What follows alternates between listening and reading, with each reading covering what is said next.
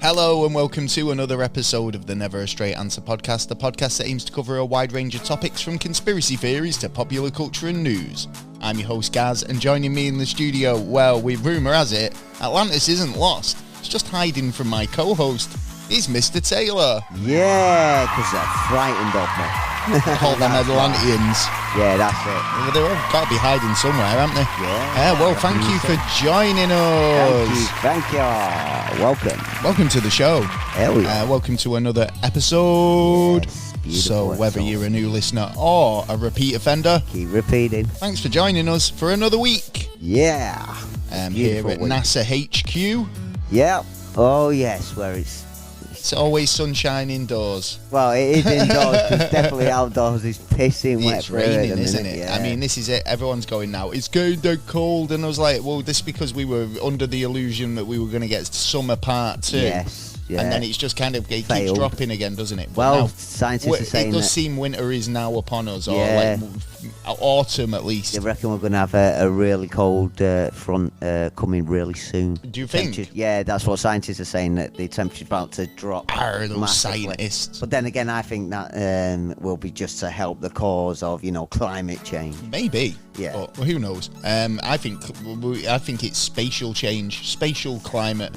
Yeah. Actually, the universe may be heating up rather than there's just problems us. out there, and we're a part Who of knows? it. That's for another episode. It is. We've got a special episode this week. We have. We're going to be joined by a special guest, Sherry Ramadan. She's an author and educator, and she's going to be joining us on the show to discuss many theories behind the city of Atlantis, the lost city of Atlantis. It's an interesting interesting theory she's got overall. Yeah. Stick around, because that's coming up a bit later on in the show.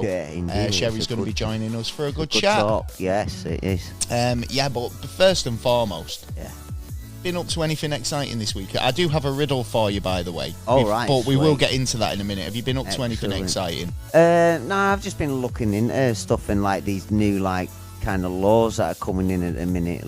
Every week you say it starts exactly the same way. I say, have you been up to anything this week? And you go, well, been looking into these new laws, and it's literally this all you do. You sit there reading the law books. You're legal. Well, no, not really. It's just I've got an interest in. I have for about 5, 6, 7, 8 years now. About our rights and stuff like that, and what we've been the rights of man. Yeah. Our human rights, and what we can do about it. In a kind of way. Well, probably not that much. Most people would say probably not very much. And they would be wrong. Because it's down to us, especially as a community, to actually, if we all started doing the right thing. Well, I don't even know if it's called the right thing.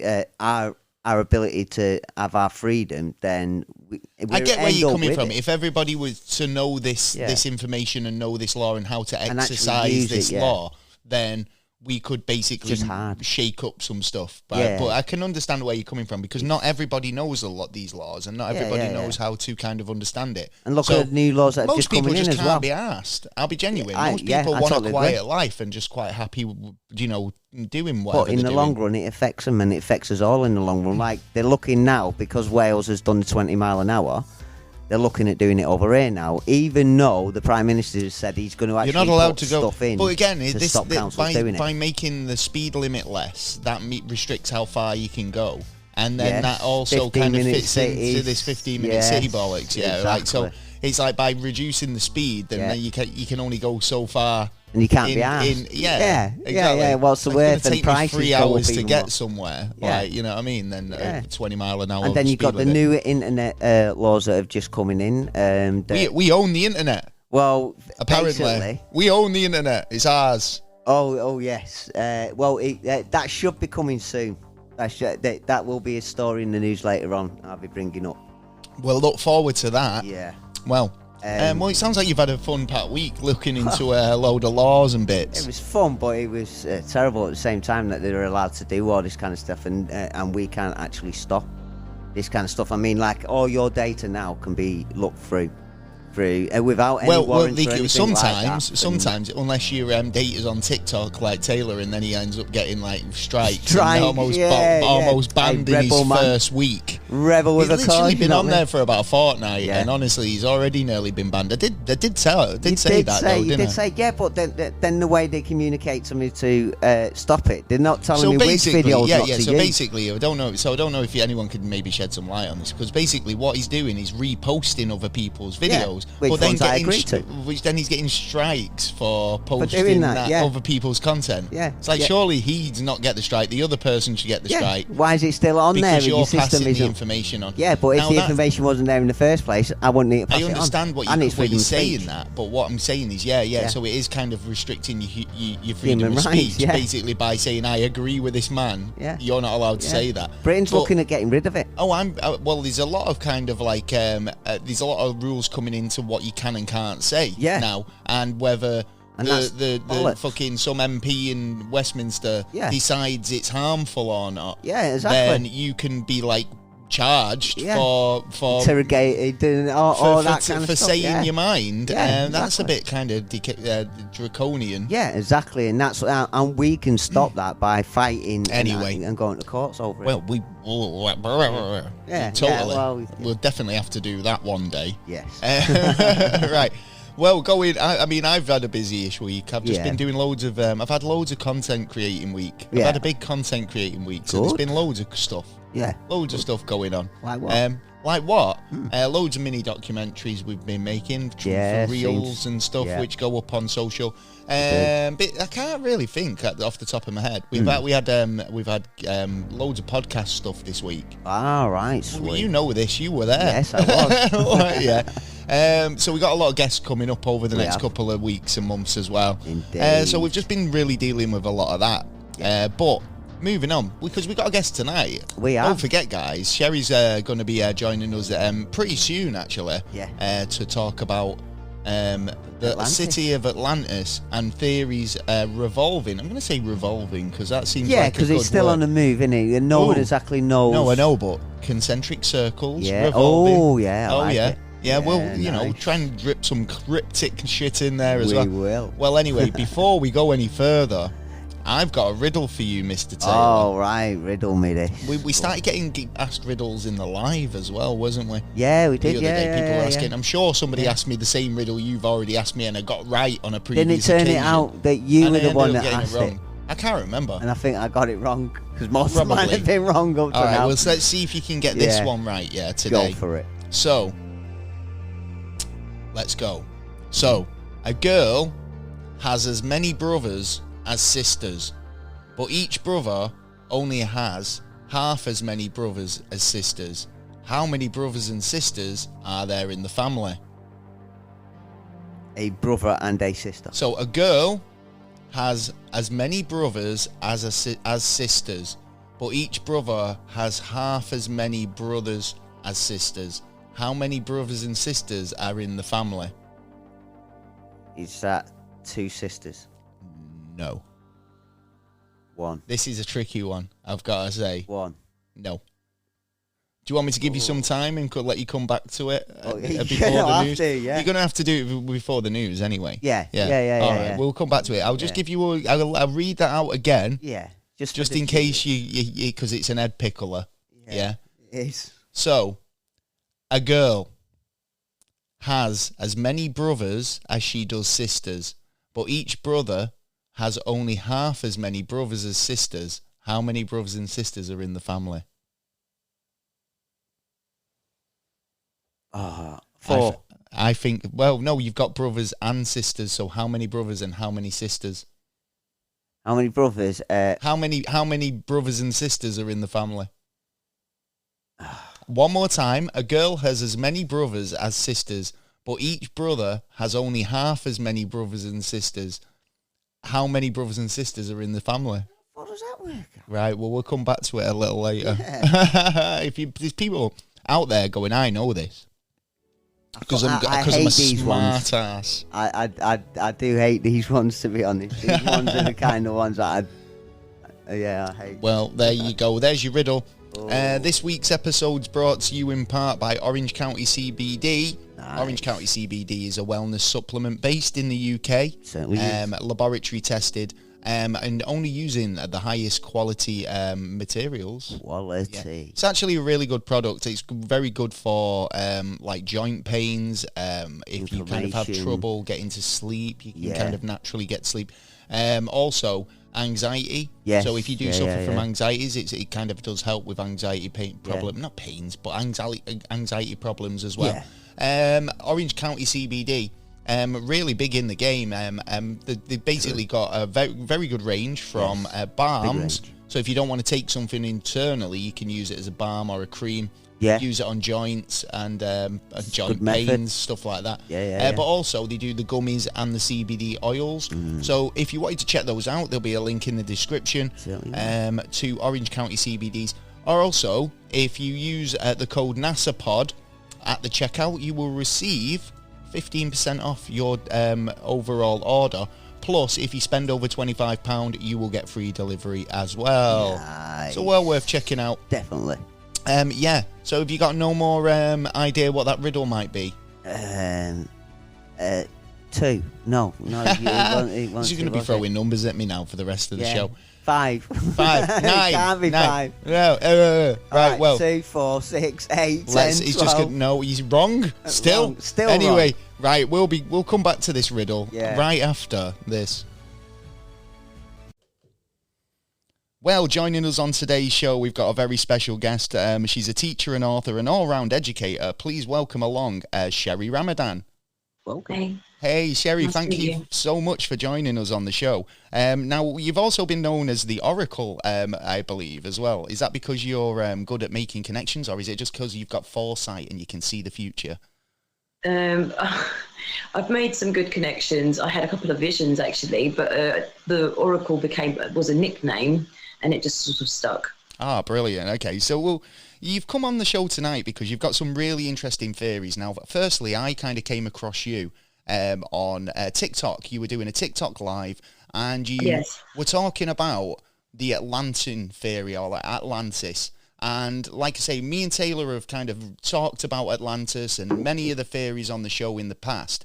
But you came out with a theory that I'd never heard before, and it actually blew my mind. I was kind of like, oh, what? Wait a minute. What's this? I needed to speak to you. I needed you to come and talk to me and to explain this. And this is why I was like, straight away, I want you to come on the show. Now, Atlantis, to me, it's always been like, this long lost land that was somewhere here on the planet Earth. But you've got other theories and other ideas about this. What do you think Atlantis was? Well, I believe that Atlantis was a UFO. It would have looked like a gyroscope in the sky. So it would have had a central hub and 3 rings that turn over itself, paradoxically. We see it described in biblical texts, such as Ezekiel chapter 1, describing it as wheels within wheels. Yes, that's correct. And that one interesting thing about that is when I've kind of read up on Atlantis, it talks about concentric circles surrounding it, almost like passage for ships, or this sort of kind of landmass, which is kind of have rings, and then the city in the middle, if you like. So would you say that this when you describe this gyroscopic UFO, that it does kind of sound very similar, doesn't it? So. Well, it was able to land on land and also land and float on water. And when it was sort of landed and floating on water, the outermost ring would be able to segment into 12 or 13 possibly for the zodiac signs, for the zodiac groups. And once the rings were segmented, ships were able to sail in between. Water would seep between the rings to create these water canals that Plato describes in scriptures. Yeah, because that's it. Plato does describe it as a grand city with concentric rings around it, where these ships were able to sail through, and these waterways and canals, exactly like you said. That's right. So was this ship, or this craft, or Atlantis, was it kind of something that was visiting, and like you said, it could land on land, it could land on sea? Was it something that would was frequently moving around? Was it kind of positioning itself in different parts of the globe? Or was it just a case of that it presented itself, it landed in one spot, and then it was there for the foreseeable future, up to the point where Plato even witnessed it firsthand and was able to have a written account of it? Or was it just a case of that it was a maneuverable thing? It was able to just basically plonk itself down anywhere it felt? He didn't witness it, did he? He actually heard the story. It's sort of like the Bible, like hundreds of years later. Oh, so Plato didn't witness it firsthand? No, he just took it off scripture from the past. And the ship sounds as well like, the symbol of the Isle of Man? That was supposedly because of his ship like that passed over, and that's where the symbol of the legs and the circle around it went on the flag.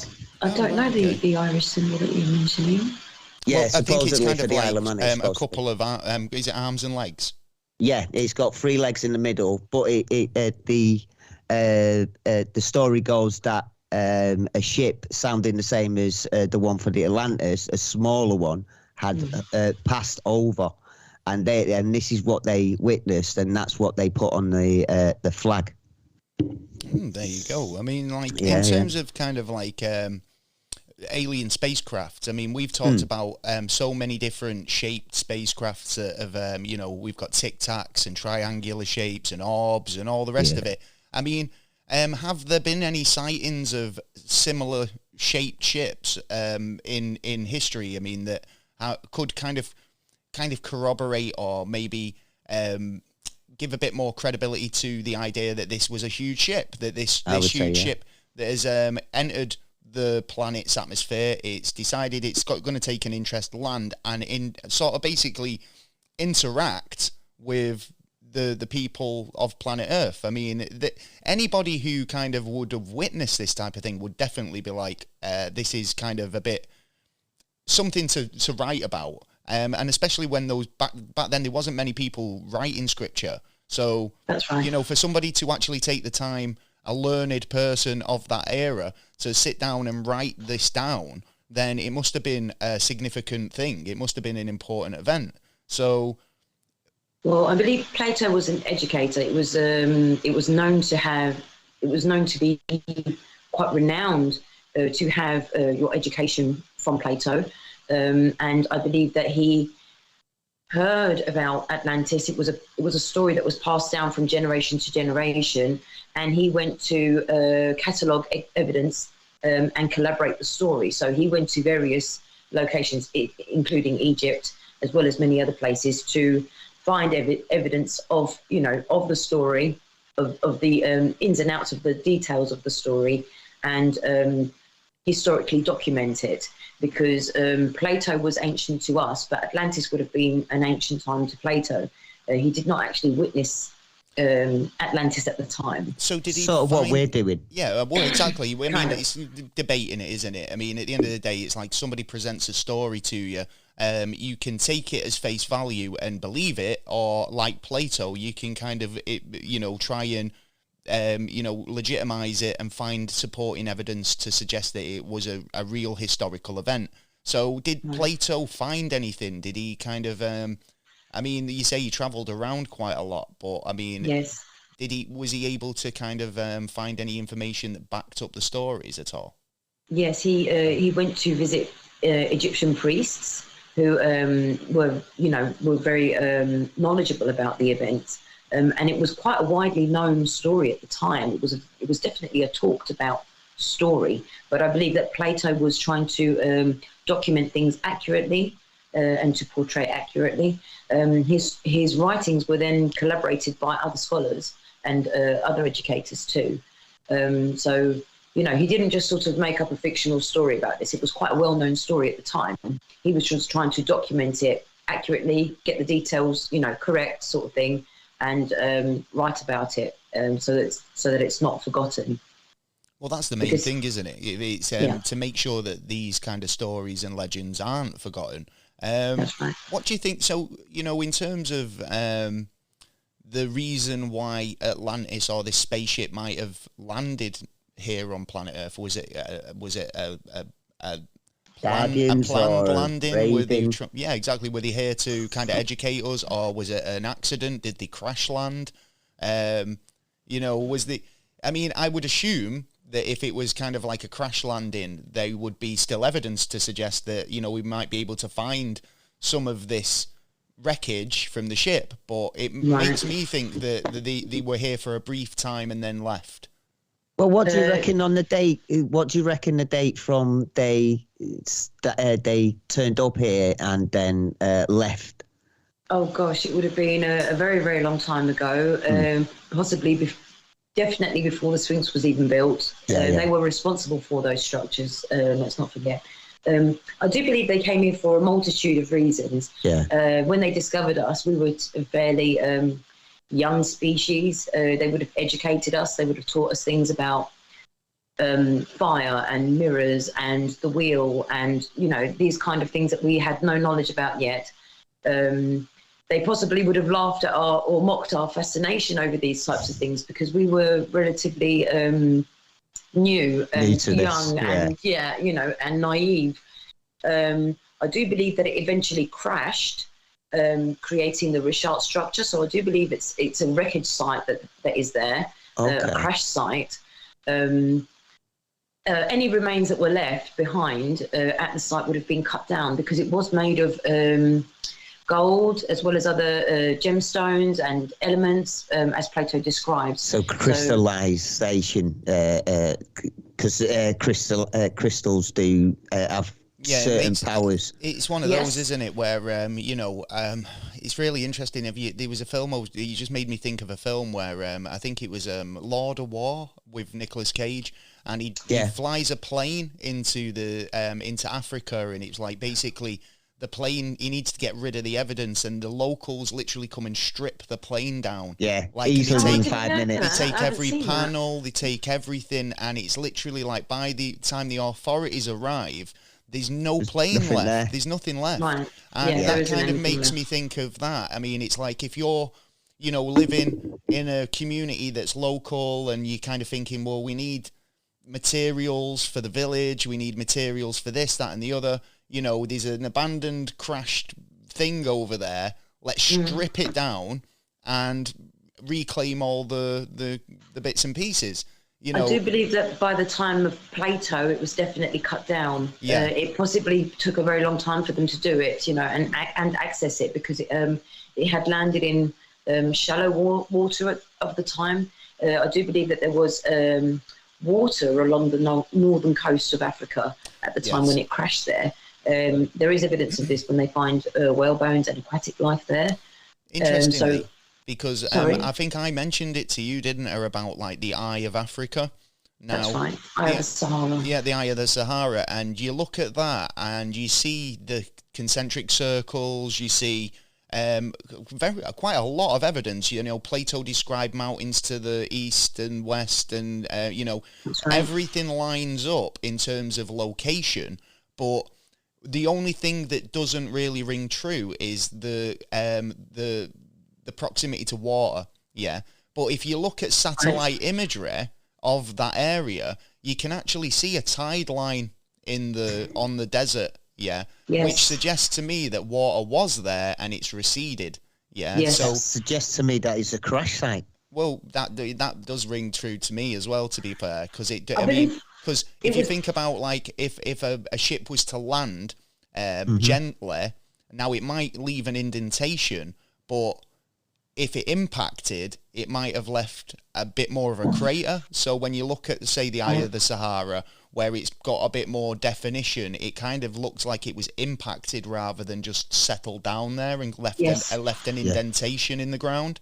So yes, I do believe it was big enough to block most of this inlet of water and affect the fact that there was water in that region as well. So it could have possibly, you know, it would have sunk into the mud because it was a yes. Actually, it would have blocked the inlet that you're describing. It would have kind of like, it would have sunk into the mud rather than, and potentially if the water then dissipated or kind of got pushed back, that mud would dry and create those indentations, wouldn't it, rather than being an impact crater? Very it's definitely not an impact crater of an asteroid. They already test that theory out, and it just doesn't work. Yes. So it has to be something else, which the story of Atlantis kind of fits perfectly in there. And with over history as well, there has been stories of fights against these. There were wars against the Atlanteans. So there's another part of evidence to state that there is somewhere, or was somewhere on the Earth, this Atlantis. A place called Atlantis. Yes. In terms of the terrestrial, the extraterrestrials or the people of Atlantis, what would they have been like? Would they have been kind of humanoid or kind of very similar to us, or because again, it's one of those, isn't it, where any sort of portrayal of extraterrestrial life, we imagine little green men or grey aliens or whatever, but for them to be almost a community on the planet, that people know of and talk about and document, that there would have been a bit more kind of information relating to the type of people of Atlantis and what they were about, their ethics and their sort of their fashions and all those types of things. They're just like everyday societal things that would be totally foreign to us, because we're, like you say, we're very new. We're really kind of like a young species at the time. So I think that's where our laws and how to create, water mills and how to create food and stuff like that. I think, that's supposedly come from there. If they're learning and teaching us, they're the ones who are going to be out and about. So they're not going to be, in Atlantis and stay in Atlantis. So they will have popped around. So you think they would have ventured out and basically gone on pilgrimages around the world, like? Well, stories has always been they learn. They teach people. The Templar. Yeah, so it's like the Sumerians as well. That that's supposedly where all the stuff has started from. All these calendars, laws, and everything about it. But so in the past tense, that could have been just one of the areas that still was in existence, that actually believed in the stuff that they were taught, instead of maybe a load of other tribes, because of the wars and that they don't believe in what they were saying or bringing to their tribes. Well, when in my theory, the Atlanteans which came here we would have known them as the Watchers. Or as well as many other names. Some people couldn't say the word Atlantean, so the word Titan also formed. Atlas was the leading Atlantean. Yes. When they first came here, they would have taken us up in their ship, and the first maps would have been drawn from above. They would have educated us about our own planet. And this is why we see, for example, very, very old maps like the Cassini map, or the Piri Reis maps with the land masses depicted and sloping away, because they were drawn from above. They were observed from great heights, outside of the atmosphere. Exactly, Sorry, from great heights. Yeah, exactly. Yes, I mean, absolutely. It's only when we started kind of getting satellite imagery that we were starting to discover things that were factual, and for these guys to have very similar accounts of this, then they must have had an aerial view. You're totally correct. I do believe that. Yes. Yeah, you're 100%. There's quite a lot of different theories. I mean, some historians and scientists, they've come to the conclusion that Plato's account is basically a work of fiction, because, they think that there's not very much evidence and it's all just stories. I mean, do you think that this legend of Atlantis would have survived this long if there wasn't any truth to it? I believe that the story was definitely carried down, but there was no physical evidence at the time of Plato. And he set about, because there was, like you said before, there were not many people that were able to read and write. So I think he set about to document this so that it's not lost, it's not forgotten, so that the story remains. And, so the evidence is there. He was cataloguing, he was collaborating evidence of what had happened to make sure that it wasn't forgotten, to make sure that the information was not lost. Okay. What a great man for even thinking of that. Exactly. I mean, well, this is it. It's like, you know, most people of the day probably wouldn't have even considered that, you know, to kind of save information for future generations. Yeah. But obviously it's like, you know, if you've got the knowledge and the skills to be able to document or even being an educator, that's your first and foremost, isn't it? That's your priority, to try and pass that information on, because it's too valuable to lose at the end of the day. Absolutely, I mean, especially something as interesting as that. So, where do the stories of the flood come from in terms of Atlantis? There's always kind of this mythical flood, usually referred to like being in the Black Sea. People kind of like, and this is again, it's a geographical location thing. So apparently, the seas flooded of the Black Sea around 5,600 BC, and basically it was a freshwater lake and flooded, right. And they reckon that this could have wiped out Atlantis, flooding it and losing it forever. Because I mean, when I've ever heard of Atlantis, it's always been this kind of underwater realm, this you know, lost city that's kind of lost to the oceans, you know. Still might be. Well, you never know. You could be. Still might be. But again, still could be. We don't know the oceans. I just think that the evidence is so strong about the Eye of Africa.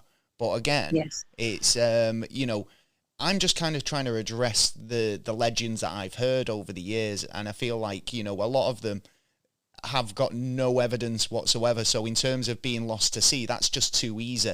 Do you know what I mean? Because we could just say everything's lost at sea. Do you know what I mean? Because you can't find it. It's never going to be found. There it's a big ocean out there, mate. That's it, exactly, well, yeah. Firstly, I believe that when it crashed and came down, it happened during the Younger Dryas impact, where an array of meteorites were pummeling the Earth at that time. I believe that Atlantis would have been in a landed position. Sodom and Gomorrah would have been destroyed in this event. Atlantis would have risen from its landed position to try and get away. It was, in my vision that I had, it was struck by a fragment of meteorite and span out of control. It littered the northern coast and western coast of Africa with many fragments of gold and precious gems, especially the Atlas Mountains before it crashed, creating the Richat structure. Because the Earth was being pummeled with meteorites at the time, there were many tsunami events going on, especially along the Mediterranean Sea. There are myths across the islands of the Mediterranean Sea that state that many of them had submerged completely. The whole island had submerged underwater and risen again several times. And when you climb to the highest points of some of these islands, you can still find seashells, even at the tops of mountains. So I do believe that there was something in, you know, it's stated as a myth, but I do believe that possibly, you know, if giant meteorites were crashing into the Atlantic Ocean, the Mediterranean Sea is kind of like an inlet, and it would have allowed these waves to be amplified. Are you familiar with, is it Alon Tapzan's artwork? Is it? I think I'm saying Talpazan's artwork, right? So basically, it's a UFO in biblical artwork. Yeah, right. Now, how you've just described that ship with concentric circles flying around and meteorites, is presented in this biblical artwork, and it basically describes a UFO sort of kind of like with concentric circles, gold and almost like a star in the sky, and loads of meteorites or spherical objects surrounding it. Yeah. Or could it have been attacked? It doesn't necessarily have to be meteorites, realistically. I haven't witnessed Talpazan, but you just hit the nail on the head. I do believe it was what we originally called Morning Star. Yes. It was the original Morning Star. In fact, we see it depicted in the background of the Madonna painting with this golden wheeled object in the sky behind her in the scene. And also we can find descriptions in the Book of Enoch. If you've ever read that, I believe it's chapter 6, verse 7, where 17 of these Atlanteans were named as the leaders of the Watchers. And let's not forget that when the Watchers came here, there were 200 of them. and they were elemental beings. So this means that they would have been made of fire, earth, water, or air, but they didn't have a physical presence like you and me. They didn't have a physical body. They were spirits. They just had these elemental powers. So, for example, we can see in biblical texts when Lucifer refuses to bow to Adam because he was made of fire. Therefore, he was an elemental being. He would have been an Atlantean. So when I put it together in my mind, all these names that we have for the devil, Lucifer, Azazel, Beelzebub, Ezekiel, and so forth, you know, they're not one devil. They're not one demon. There would have been the many, many watchers that we had that came here. Okay. Yeah. It's interesting, actually, because, you know, when people refer to, like, you know, Lucifer as a fallen angel, they kind of do get kind of this watcher title, or almost like, you know, they're a kind of a subset of angels, if you like, you know. Yes. So would you say that the Atlanteans were more religious icons or extraterrestrial? I believe that they depicted themselves as God to us. They portrayed themselves as gods to us. And we were, you know, totally aghast with their, you know, technology. And, you know, we didn't understand the things that they were showing. You know, they are God. Yes, it was way beyond our conception. Yeah. And although we contributed to the building of the pyramids and other monuments as such, I definitely believe that the knowledge came from them. But they were definitely our rulers of the time. And I'll just show you another piece of text that I found. Go on. A lot of things that you've just said there about gods and that. Yes. Portray exactly the same in the stories of the Anunnaki and the Sumerian era as well. That's they exactly were the teachers. Yes. There was loads of them. They were all in for different elements. Yes. But that goes back to what you were saying earlier about roaming and going out, you know. So basically, you land your ship, you've got all this information and knowledge. You know that this planet is teeming with life. Let's go out, explore. We'll go on a pilgrimage to try and find people, Now, if there is 200 of them, then they've got a lot of kind of legwork, haven't they? They can go around, they can talk to other people, you know, and I think depending on the culture you kind of come across, you would sell your story or give your stick in a different way. It's almost crazy that, like, you've got like a lot of different cultures around the world all doing exactly the same thing at the same time. Yes. Pyramids and, you know, you've got we definitely had a big building era. 100%, and it is kind of like ties in with the idea that, you know, this group of people went out imparting knowledge at the same time, Yes. And all these different cultures took it in a slightly different way. They worshipped them all in different ways, but generally they were all going back to the ship and going, well, we've got the Aztecs thinking this and we've got the Egyptians thinking that. You know what I mean? Like, you know when it's... The thing on what you just said there is you've just described now the story of Jesus. No, I do believe Jesus was born. Jesus was not an Atlantean, and Jesus came decades later. Yeah, but sort of like godlike, you know, I mean, we're still preying on him to this day. Well, no, because the people of them times, Taylor, thought that these beings were gods. Yeah. Yeah, now, but bear in mind, like I mean, forget Jesus for a minute. Yeah. We've got gods going back way before that in terms of sun gods and elemental gods, like a lot of gods like Sherry's saying. Gods in different religions. You know, and where some people worship the sun because they need it for their plentiful crops. Other people are worshipping for rain because, you know what I mean, or whatever, you know. So their god is whoever delivers, isn't it, really? Yeah. So depending on what you need at the time, like if these beings turn up and then deliver and, you know, sort out all your problems, then of course you're going to bow down to them in totally different ways. But don't forget all the history when Jesus was supposed to have come forward. A lot of the other gods were being dismounted and thrown away, and they were looking for another. And this man, all of a sudden, just you know, all these gods were into one man, who his father was, a god, the god of all gods. You know what I mean? Yeah. So it's a kind of like reining in the other gods to bring it all trying to bring all the religion into one person, into one faith. Yeah. And then following that faith into wherever they want to show us. So say if you were trying a hostile takeover, right? Yeah. You were trying you'd go to one company, you'd take that over, and then you go to the other company, take that over, and then you'd maybe merge them. Do you know what I mean? But then you merge them in a new way. Yeah. Kind of, there's going to be differences for both.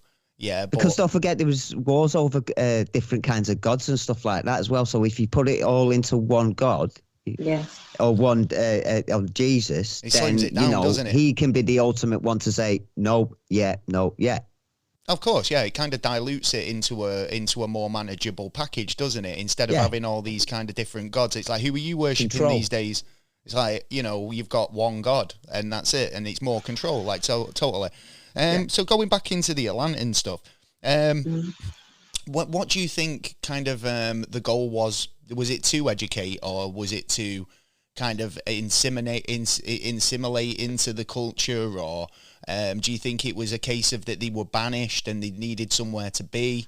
If they were these fallen angels, then, obviously they've been banished from the promised land. They need to go somewhere, obviously. But, it's an interesting one because it's all it's a lot of speculation on it, isn't there?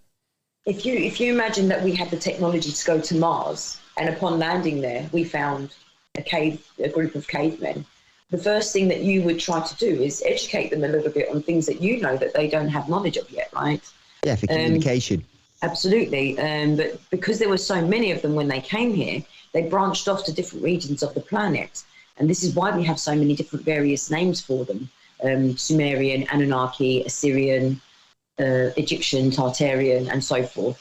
But they definitely performed genetic mutations to begin with as experiments as such. So, for example, this is where we would have got the myth of Pegasus and other creatures from.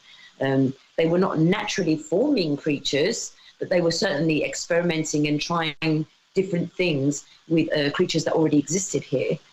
Yeah, so in terms of like Minotaurs, Pegasus, these type Satyrs, they were all around the same era, weren't they? I mean, these type of mythical creatures. So that actually makes sense as well. The idea that what are your thoughts on, in terms of, you mentioned there, like experimentation. Do you think that this kind of the DNA or the bloodlines of these Atlanteans is still prominent in the pool? I mean, did they breed with us? Did we kind of have like any interactions with them in that way? And if so, you'd think that there would be some sort of marker in our DNA to suggest that this is a bit weird. This is a bit different. Might be. We might not have found it yet. Well, we said talking about that when we had Kira from DNA Today on. True. And I was saying, and she actually kind of alluded to, if there was a hybrid program at some point, then these geneticists would definitely know about it, because you'd be able to isolate that gene and work out what percentage of the population has it. We can isolate Neanderthal genetics and say, without a shadow of doubt, there is a percentage of people walking around today with a higher Neanderthal DNA profile. Yeah. So if these Atlanteans, or there was an alien, or even some sort of genetic experiments or mutations where they messed around with our genes, then unless it's right across the board, because it's got to the point now where everybody's got a bit of it, and it would be impossible to distinguish, then it would be a case of they might be able to pick it out and say, well, no, actually, this we can narrow it down and say, before this time period, genetics were like this, but then there was a change and something happened and we all ended up in another way. Do you know what I mean? I don't think they went that far myself. Do you think it was a very kind of subtle, localized thing? I think they brought the stuff, and then I know I keep going back to the Anunnaki and the Sumerians, but it's that's, I love that you just said they brought the stuff. A lot of similarities are in it, and it's kind of like, I think like that kind of area was the springboard to actually get into genetics and stuff like that, because supposedly through their story is that we were, we were used as slaves, and then Enki, one of the gods, had actually decided to change our DNA and make the Garden of Eden, which that's where we were supposed to have changed. And it gives us the ability to procreate and also have the development of a brain to actually do stuff on our own. And then we fought them back. And actually, well, let's not forget, in the Book of Enoch, when they're mentioned to have come here, these watchers or fallen angels, you're talking about a spiritual being. They did not have a physical presence. Yes. So this is when hosting of a body became part of the process, because it was only after they did that they were able to have a wife and children, creating the Nephilim. And also the Nephilim had many anomalies about them. So, for example, they were polydactyl. So some of them had 6 fingers and 6 toes. Some of them had... we were talking about this couple of weeks ago, actually. They were kind of like a lot taller, like 7 feet, with extra digits. Yeah, giantism, which we still find evidence of today. Of course. Well, basically, they say that's some sort of glandular issue or something. That's what they say it is now. I mean, but again, back then, you might not have, obviously the science wasn't there, so we wouldn't know that. You'd just be like giant. But... Well, some of them had these tumours, for example, that would grow so large, it would create a bulge on the front of their forehead, known as the third eye. But it was actually a tumour. Right. And when we have the story of David and Goliath, we know that a boy threw a stone which hit him in the third eye. So technically, he threw a stone and it hit him in the tumour, creating a brain bleed. And this was how he was able to defeat a giant. Yeah. But it makes sense because of these deformities. Yes, totally. I feel like that's actually really interesting, though, because again, it's like, to my brain, it's like, well, that's just kind of like people not understanding the science. Do you know what I mean? Like, and we know today with medical advancements that, if this was a tumour and it was something that if he struck, that he was going to be able to kind of weaken him, then that's going to give him the advantage. But it's like, to their eyes, like you say, it's a third eye. It's something that they've never seen before. That not many people have it. So it's going to be something that's a bit kind of peculiar and worth noting, basically. Do you know? But it was referred to as a third eye. It wasn't actually a third eye, but it was called that by the people. So the idea that these guys are, they've now trying to infiltrate the community. They're trying to get into, like you say, the experimenting in genetics. They're educating us. They're traveling around. They're kind of trying to mold us. Yeah. What would the reasons be? Why? What do you think the overall reasons for them visiting? What's the ultimate game? Yeah. What was the end game for them? Well, what, to depict themselves as gods? But do you think that's what it was? To do with us. Why did they make us? Why did they? And what's the end game to say that? Are we going to be used as cannon fodder, or are we going to be used for a war, or are we just going to be, continue the way we are now? Was it just an experiment, or like you say, I mean, at the end of it, so like Sherry was saying there, if you land on Mars, right, and you've got kind of like, you come across this cave community, then you've got a couple of options, haven't you? You could tell them the truth. You could just tell them whatever you want. Do you know what I mean? Like, we would, but like, you could literally tell them whatever you wanted. Do you know what I mean? But let's say after a while you became power hungry and you portrayed yourself as a god to those people. Yeah, that's what I think. And you got them to worship you and write books about you and all sorts of things. It's I see it in that light. Yeah. And well, this is how I kind of see it, and it's almost kind of like, oh, we're on to a good thing here, guys. We may as well stick around Earth for a bit because we're being worshipped. We didn't get this back home. And it's like... Yeah, there might be just a couple of bin men, you know what I mean? Especially after the point where they had children of their own, the Nephilim. And not all of them became giants. We see this quite clearly with the story of Hercules, who was known as a demigod, part human, part god. He was our size, but he was super strong. So not all of them actually became giants. Yeah. I think that's it. I feel like that's when like it was starting to, the interbreeding was potentially starting to level out. So, like you mentioned there, you have these first attempts. You start messing with DNA, you're creating all these different animals like your Pegasus and your all these bits and pieces, centaurs and whatnot. And then it's like, right, okay, and see what happens. Let's try and kind of like breed with the humans here, yeah. And you're coming out with the Nephilim and giants and like these genetic mistakes with tumors and stuff like that.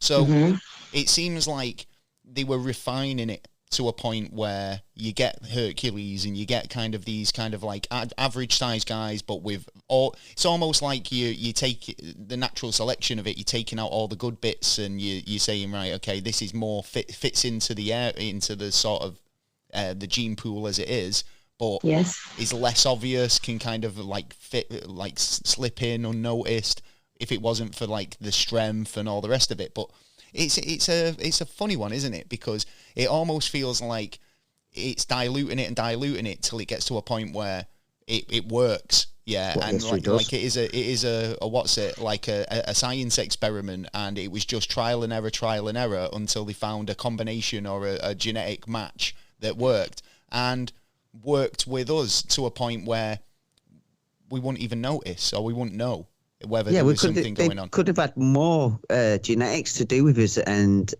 when they left, and like you said, they crashed. That was it, and we've been left ever since.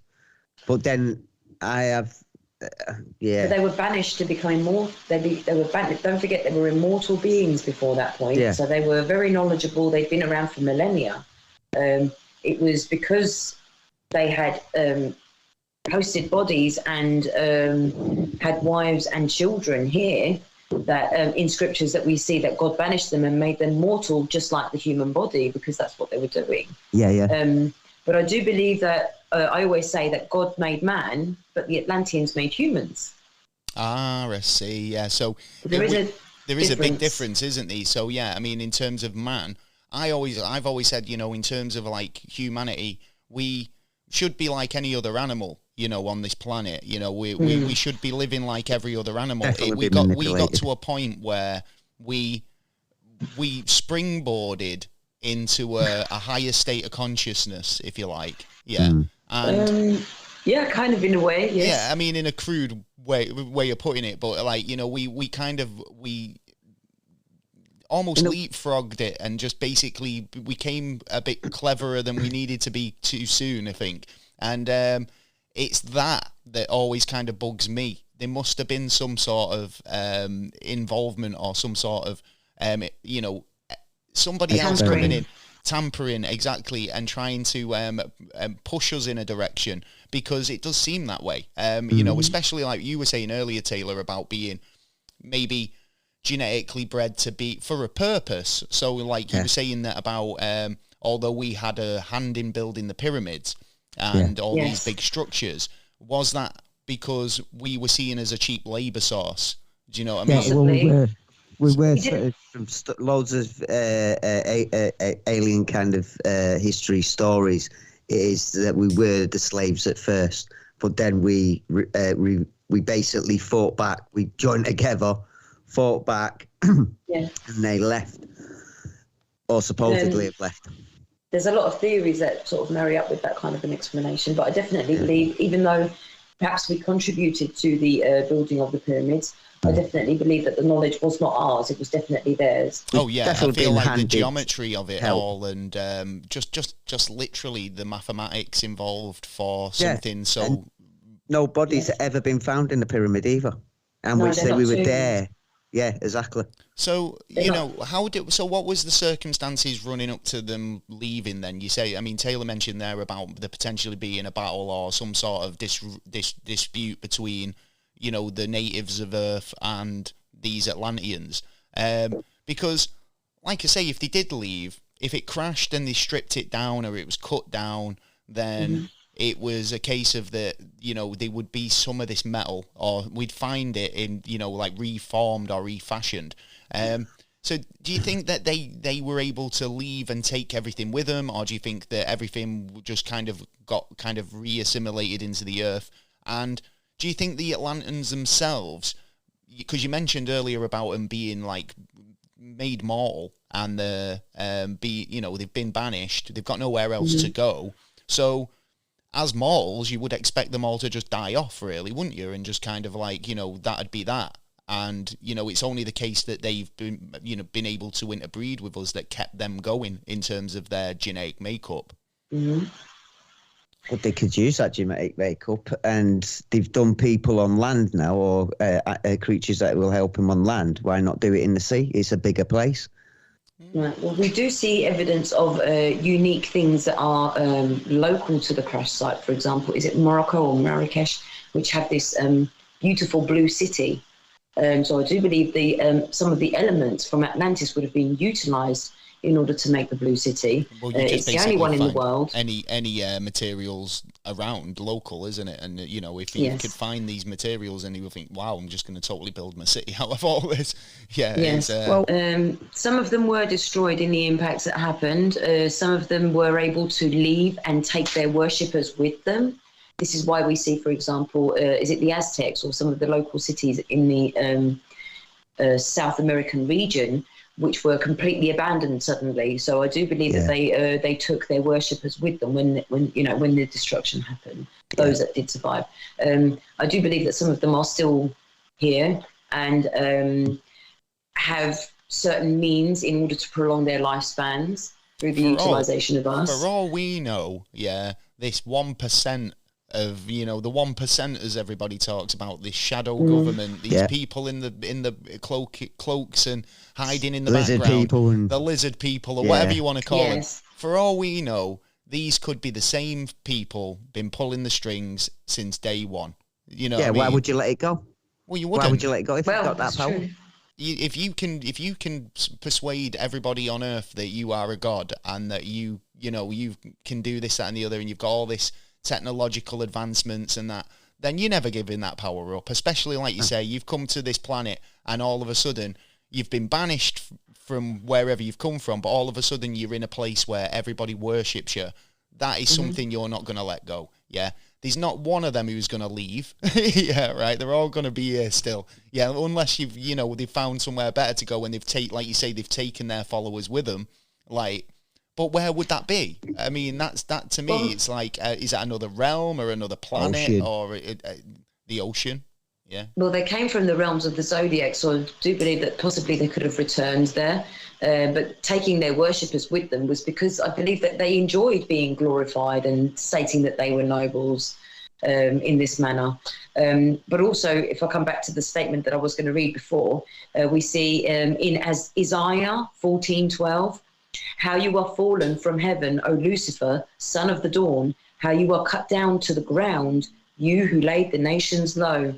So I do believe that they were ruling over us, and I do believe that it crashed, creating the Richat structure. And this is why we have this statement. But when they're calling it Lucifer or morning star, we're confusing that. And in fact, we're even interchanging these names, saying, they're all one being and, they're all interchangeable, but that's not the case. We're talking about different Atlanteans, different demons or demonic spirits.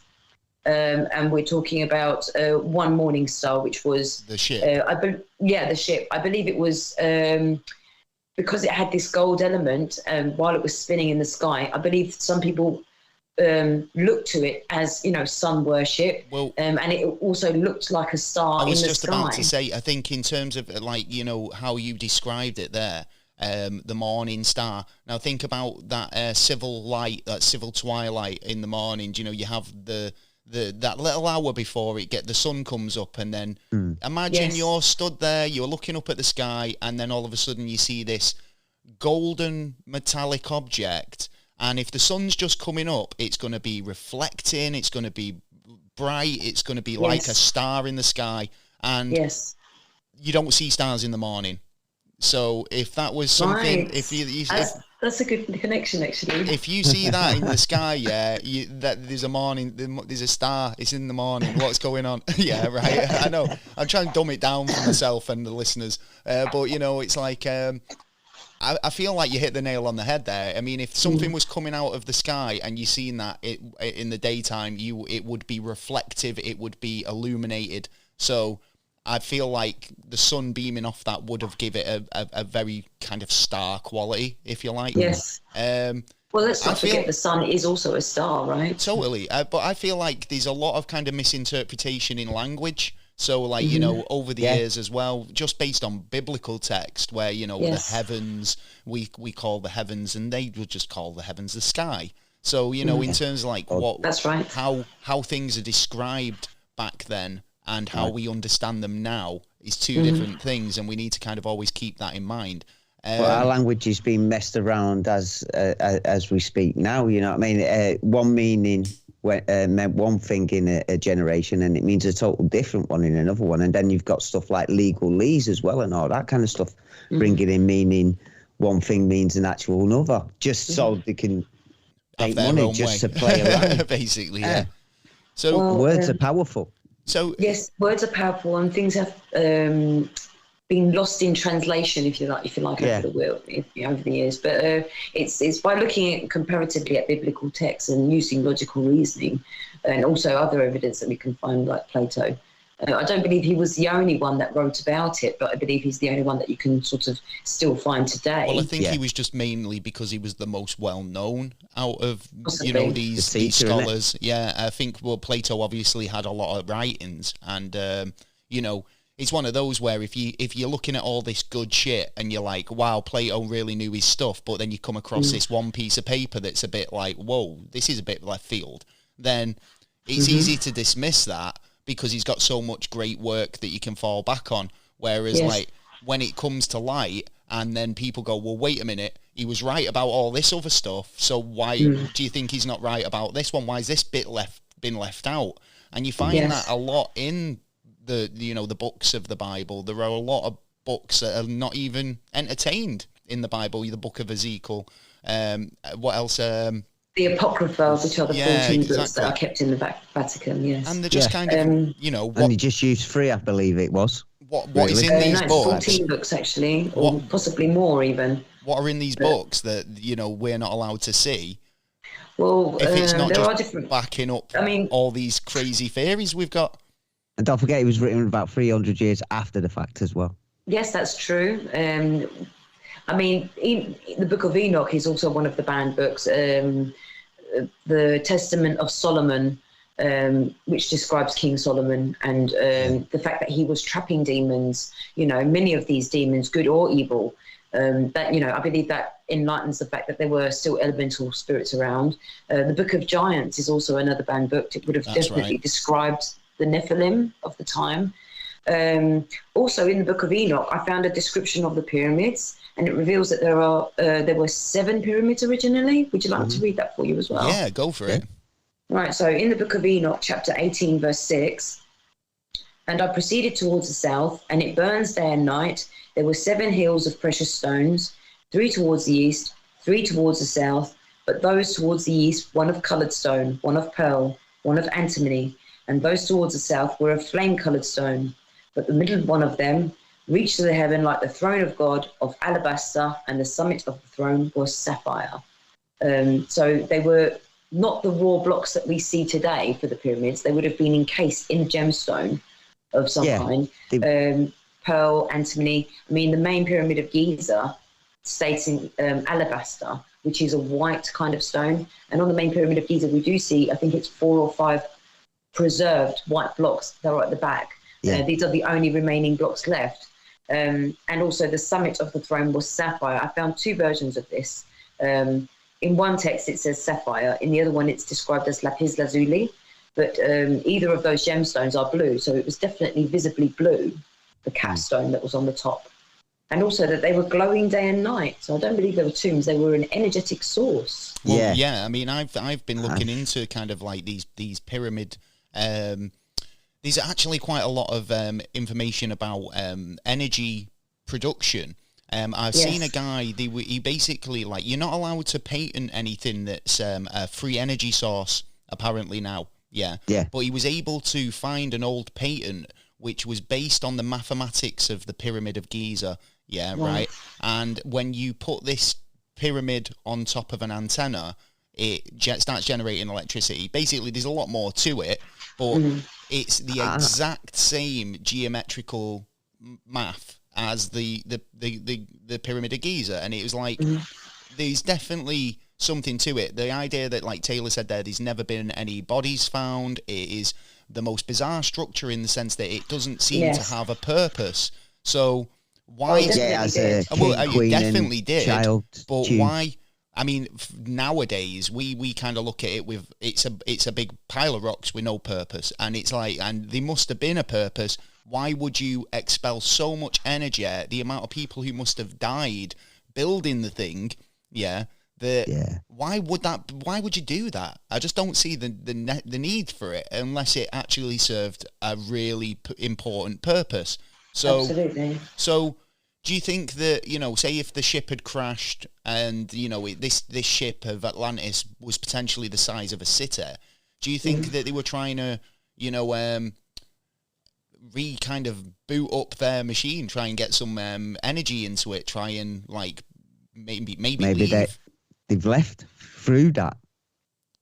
Each one had a different energy level, so that's what corresponded with the colour crystals on the top for the energy for their energy to actually leave, it's interesting as well leave that and return. We find pyramids elsewhere, like I said earlier about them building in different areas, but they all had a building even spur. other planets. Yeah, and these pyramids showing up all over the place. So I mean, it's like there must have been an actual reason for it.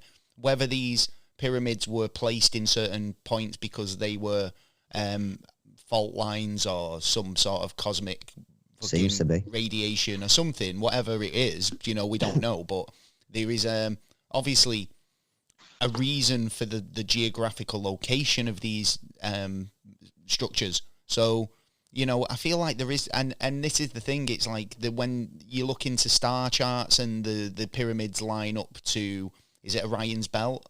Yeah, and there's just too much kind of like coincidences, then the mathematics that's involved is not the type of level of mathematics that I would have assumed would have been available back then at the time. Yeah, but maybe one or two. Don't forget, you get geniuses every kind of century. So you might have one and it's gone, bang, this is how to do it.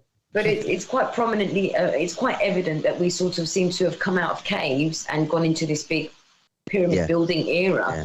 Whereas if it was our own knowledge, if it was our own, information that had built these pyramids, we would have seen millions and millions of pyramids. We would have seen failed formations. We would have seen, different various structures. We just haven't found them yet. Yes, possibly. But I do believe that they were destroyed. I think that if it was a typical building method, then you would have villages with little pyramids. Everybody would live in a pyramid. Yes. Do you know what I mean? I think but don't forget, generations can build up and then die off. What was that, sorry? Sorry, say that again? What was that, sorry, Sherry? I said we would have seen them everywhere, just like you say, in villages, and we wouldn't have just seen just the main monuments. We would have seen many, many, many other formations of our own buildings and failures of the same kind of formation before we got to the knowledge of the actual pyramids themselves. So for them being so precise, we would, if it was a kind of a problem that, say, you had, Taylor, and you went, right, I've got this problem, need to build this thing, don't know how I'm going to build it, I'm not very strong on the math, you would try and fail a number of times before you got it right. I think that's what you're trying to say, isn't it? And I think that we'd see evidence of all these failures, but we don't. We see perfect structures with perfect math, and it's too only coincidental. Because we haven't worked it out that it's a failure. Well, uncanny. No. It's so negative. The pyramids map the planet, and they also map the sky. Yeah. So they're quite strategically placed. I do believe that the sarcophagus inside the main pyramid of Giza would have held something more similar to the Ark of the Covenant rather than an actual body in the sarcophagus. Ooh, so it was definitely powered by a radiant form of energy, and they were not designed for our entry. They were not designed for human entry. And this is why, for example, when people did go into them, they suffered radiation sickness, right? Or this is where we get the myths of curses or spells put inside the pyramid. So if you go inside, that you fall sick. But I believe it was because they were radioactive still, and people were entering them without knowing. They were generators, basically, weren't they? They were so basically it's like going into Chernobyl. You're gonna get burnt, basically. Energy collectors. But they use the energy from these to charge the soil and the land, to charge the water, so that they could grow crops faster without the use of fertilizers. Wow. Yes, they were definitely utilizing them. I mean, for example, when we look at the Mayan formation, we also see Lord Pakal, who's quite talked about in the Ancient Alien episode. I don't know if you've ever heard of him. I think it's the Temple of the Sun, which is the main pyramid of the Mayan formation. Yeah. When you go inside, there's a sarcophagus there, which is unopened. I think you're not allowed to go inside anymore because they do believe it's radioactive, what's the contents. But on the carving of it, you see Lord Pakal depicted sort of riding like a motorbike. Yeah, well famous picture. Yeah. Yeah, and he's got like a combustion engine behind him, and there's sort of like gear stick got handles, a handle, like pedals and something to breathe with. Yeah. So I do believe that they were utilizing the energy from these pyramids to travel in these contraptions, and also and they have using like a light bulb as well. Yes, also the obelisks to extend the energetic field. Yeah. The light bulbs, I believe that if the people held the light bulb and just touched the ground barefoot, it would have lit up on its own, just by simply becoming part of the circuit. Basically, like Tesla. Connecting it to the ground in that way. So basically, these pyramids were almost like big Tesla coils. Kind of. Yeah. And don't forget, we found batteries as well. We've actually found batteries over 2,000 years old. So, yes, in Egypt. Yeah, that's right. Yeah. The Baghdad battery, which is a pot. I mean, it seems useless, right? Because you think, it's got a pointy end, and it's not going to stand up on its own. But actually, the pointy end was used to be pushed into the soil, so it became part of the circuit again. Yeah. And by doing that, then they were sort of gold plating elements or ornaments of the time, by they were utilising it as a battery. Were they using it for kind of electroplating and stuff like that? That's right, but it was, I believe it was quite useless on its own. It was only when it was pushed into the soil to become part of the circuit that it was actually coming to life and because a battery without any charge or any current is just a useless thing, isn't it, at the end of the day? Yes. So if they've got a pot filled with kind of metal rings and oil, and unless you've got something to charge that battery up, then it's just a useless item. So like there must have been a wall socket, if you like, and if you it must have been loads of them, to be honest. If the desert itself was the wall socket, well, then, anywhere on the ground would have been the wall socket, right? So as long as you were connected or connected the item to the ground, it would become part of the circuit. That's really cool, actually, yeah.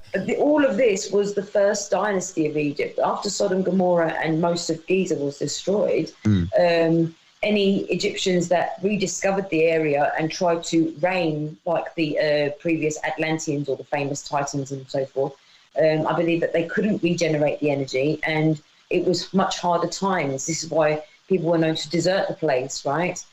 And slaving began even to bring them back and make sure they'd stay, because they didn't have the energy or the influx of this energy anymore. Yeah, it's like we had a good thing and now we're just trying to make people believe that it's still here, and we're like, no, come back. We've got the power. Trust.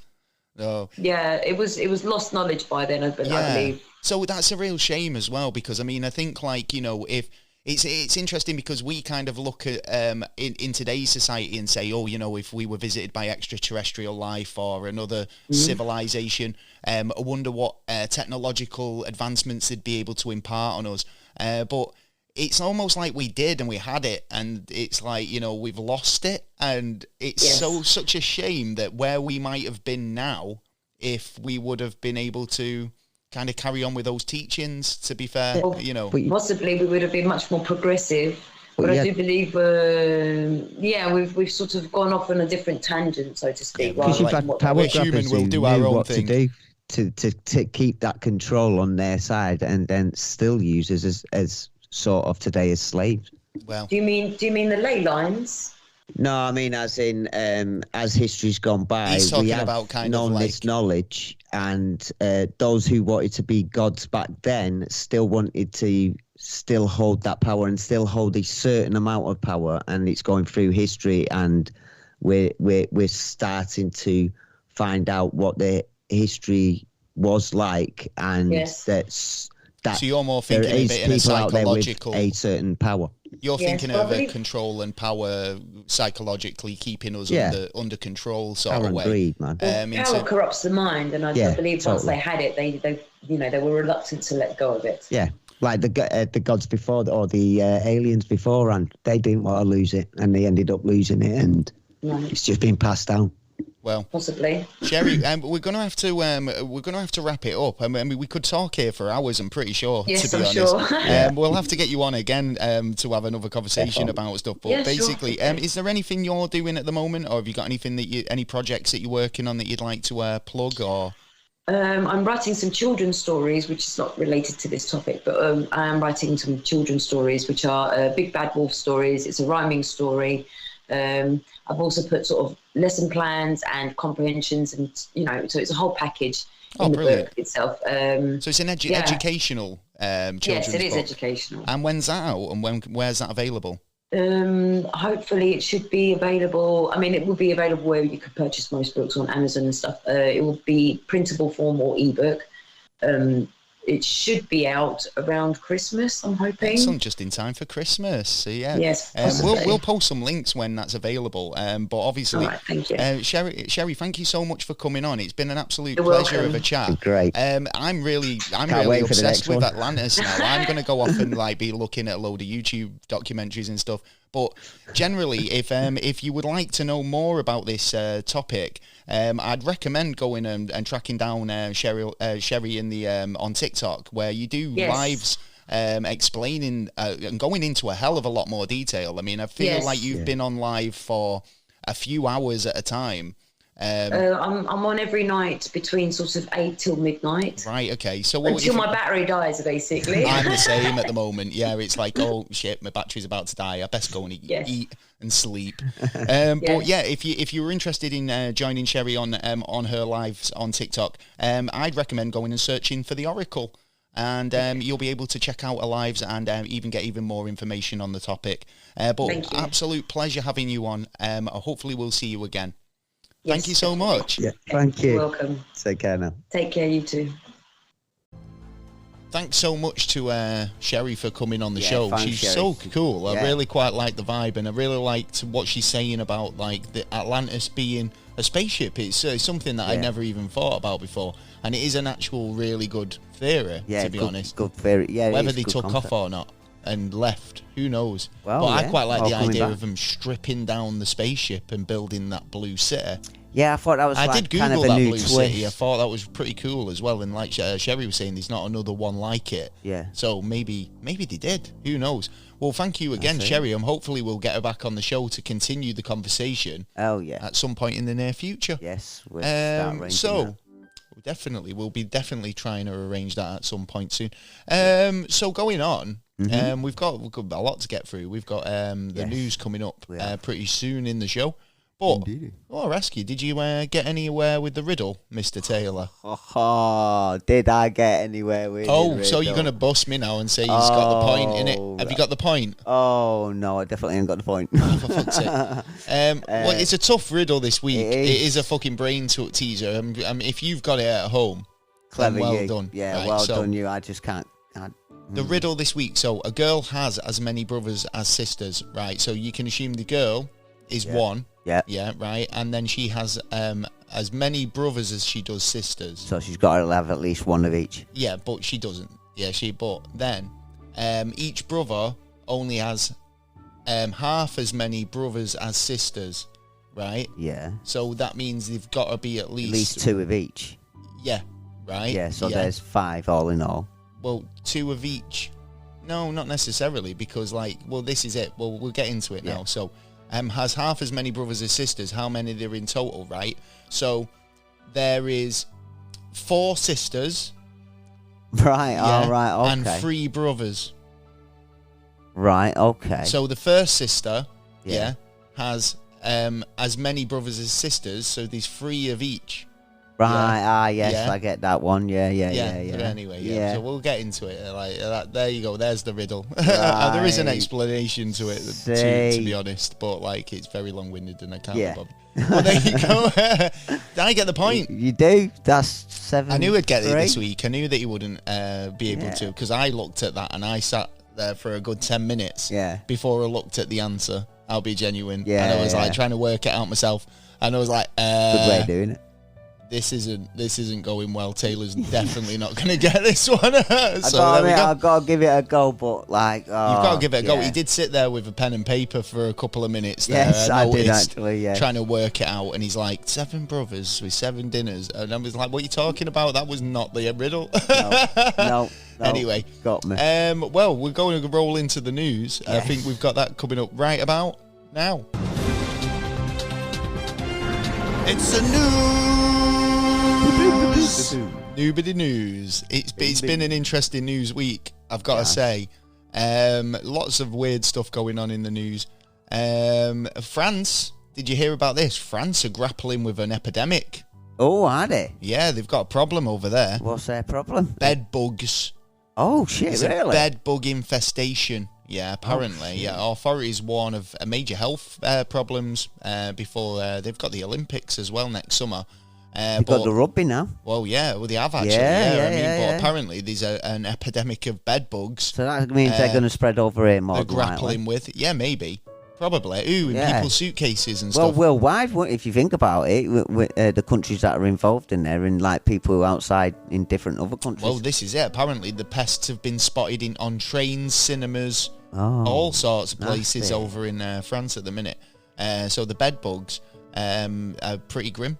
Do you know what I mean? They're like little bugs, man. You should get them on you. But imagine you're in a hotel in France and you've been to the Rugby World Cup or Olympics or whatever, and you're carrying them home, like you say, worldwide. Yeah. Well, have you seen that one in New York? Someone from TikTok was looking out the window, and basically cop cars were going by with chasing plagues of bed bugs. No, they were spraying chemicals all over the place. Oh, right. Yeah, they were just driving down the road saying, close your doors, get indoors. Do you know what that was for? I think it was for an infestation. Get the cops out and to do the dirty work. That's pretty funny.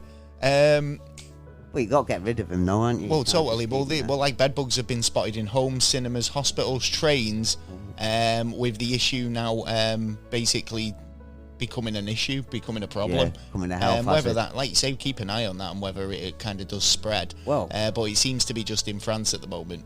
Well, France has got another issue at the minute. Okay. They have decided that they're going to request iPhone 12. Oh, I heard about this. It's the iPhone 15, isn't it? No, it's for the iPhone 12. Oh, I thought it was the 15 because they're overheating. No. They're emitting too much radiation, I believe. Yeah. I looked into this where they actually, when we were in G2, the test was they had like a dummy. And they say they had a dummy. No, this is a scientific test on how I totally the understand. I know. I watched it, right? And basically, they say it was a dummy. It's basically a piece of silicone gel. Yeah. And then they put this kind of they put the phone next to it and to see if any heat transfers. Yeah. It's not exactly like a very good test on genetic material, is it? No, but it shows how much radiation is actually affecting the body. It shows how much radiation that's being kind of emitted, but it doesn't kind of test it on real life, and obviously I would never want them to do that. Well, at the end of the day, you still kind of need that data. Well, then actually everyone who's got an iPhone, have a look at your terms and conditions, because in them terms and conditions now is that you promise that you will put your head or any kind of part of your body 10 centimetres away from the screen. Well, it's funny, actually, because now, whenever I use my phone now, I never put my phone to my ear. I always speak on loudspeaker. Yeah. And I always find that, I never used to do that, but more and more, I feel like that's a better way of using my phone. Yes, yeah. Do you know what I mean? Yeah, I don't want to have it right next to my head, because there's been times when I've been on the phone, and especially with you, when we're on the phone for a good hour or so, and my ear's heating up, and my head is heating up. You're supposed to change it every 10 minutes. What, change ears? Yeah. Every 10 minutes that's posted. Still, I mean, obviously, yeah, that would be a good move, but still, changing ears every 10 minutes is just only halving the radiation. Yeah, just build a device that doesn't do that much fucking radiation, and that's nice, what they have to do now. Exactly. Or it's going to be taken off the shelves according to the French ANFR. Yep. Well, I mean, we'll see how many other countries follow suit with that. Yeah. Because it's a bold move, taking iPhones off shelves, considering they're a quite popular product. And there's a new one literally coming out that is around the corner. iPhone 15, which is just about to come out, isn't it? Yeah. Well, something else that's just about round the corner. Oh, yeah. Halloween. Oh, fucking hell. Well, so fucking Halloween's round the corner, but they've already got the Christmas stuff up in Asda. Know it. Know it. Well, Halloween's just around the corner, but if you are a big Halloween fan, especially pumpkin carving, then this year's Halloween pumpkins are going to be way bigger than normal, apparently. Why? This is due to an unusually wet summer. Okay. True story. Yeah, so wet fair July enough. and August after a hot June Yeah. has created the perfect conditions to grow the larger than average. See, what climate change? Pumpkins. It's helped the pumpkins grow Mate, bigger. them pumpkins, we're going to have some huge pumpkins this year. Yeah, that's but yeah, summer's been a bit of a washout, but pumpkins are thriving apparently, thanks to all the rain. This Halloween, the main variety of pumpkins are going to be kind of larger than normal. So they're not going to sell them like what usually used to be a small pumpkin. They're not going to say, well, we're going to carry on. The price is going on the now. price big is going time. up. They'll just say, well, we've got no small pumpkins this year because we haven't got any. Yeah, and that's it. And then you'll have to buy the big one. Yeah, exactly. Yeah. So it's pretty good, pretty good growing season for pumpkins apparently this year. So if you do like Halloween, go and get yourself a big pumpkin. Make sure you can get a loan out for a huge pumpkin. Have you seen anything else in the news? I've got loads of cool stories today. Have you? Yeah. I've got another fruit and veg story. All right, go on. Right, fruit and veg story.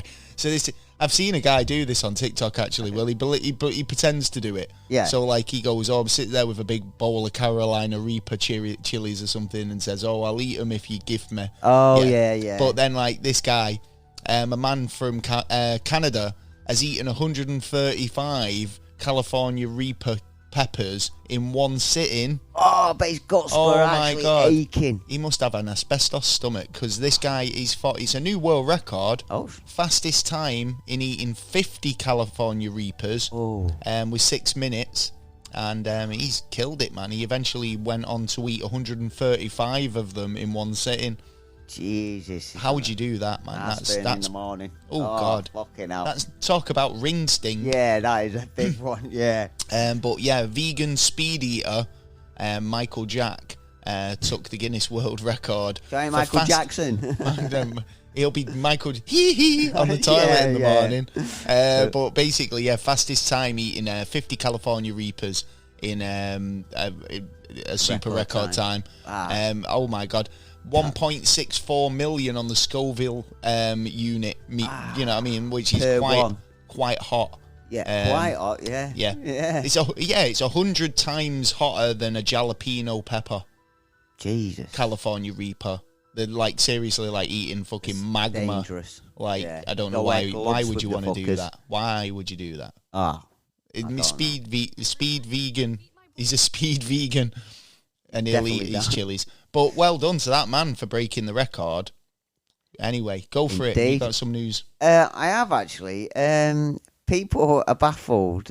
People are generally baffled. Yeah, Tell me something new. That's not news. A social study from Science Direct has come out with a study between men and women, and it works out that no one dreams of their phone. No one dreams of their phone. I don't think I've ever heard anybody say that they've had a dream and they've never had lost a the phone or anything like that. That's funny, actually, yeah, isn't it? It is funny, isn't it? Wow. It makes it kind of like a little bit of a mystery. What? Even though 95% of people, when they wake up, check their phone straight away.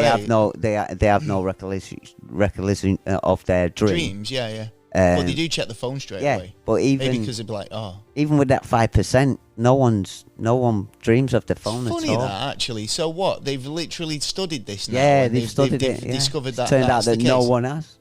Yeah. I wonder if there is any other technology that's what I was thinking. Like TVs.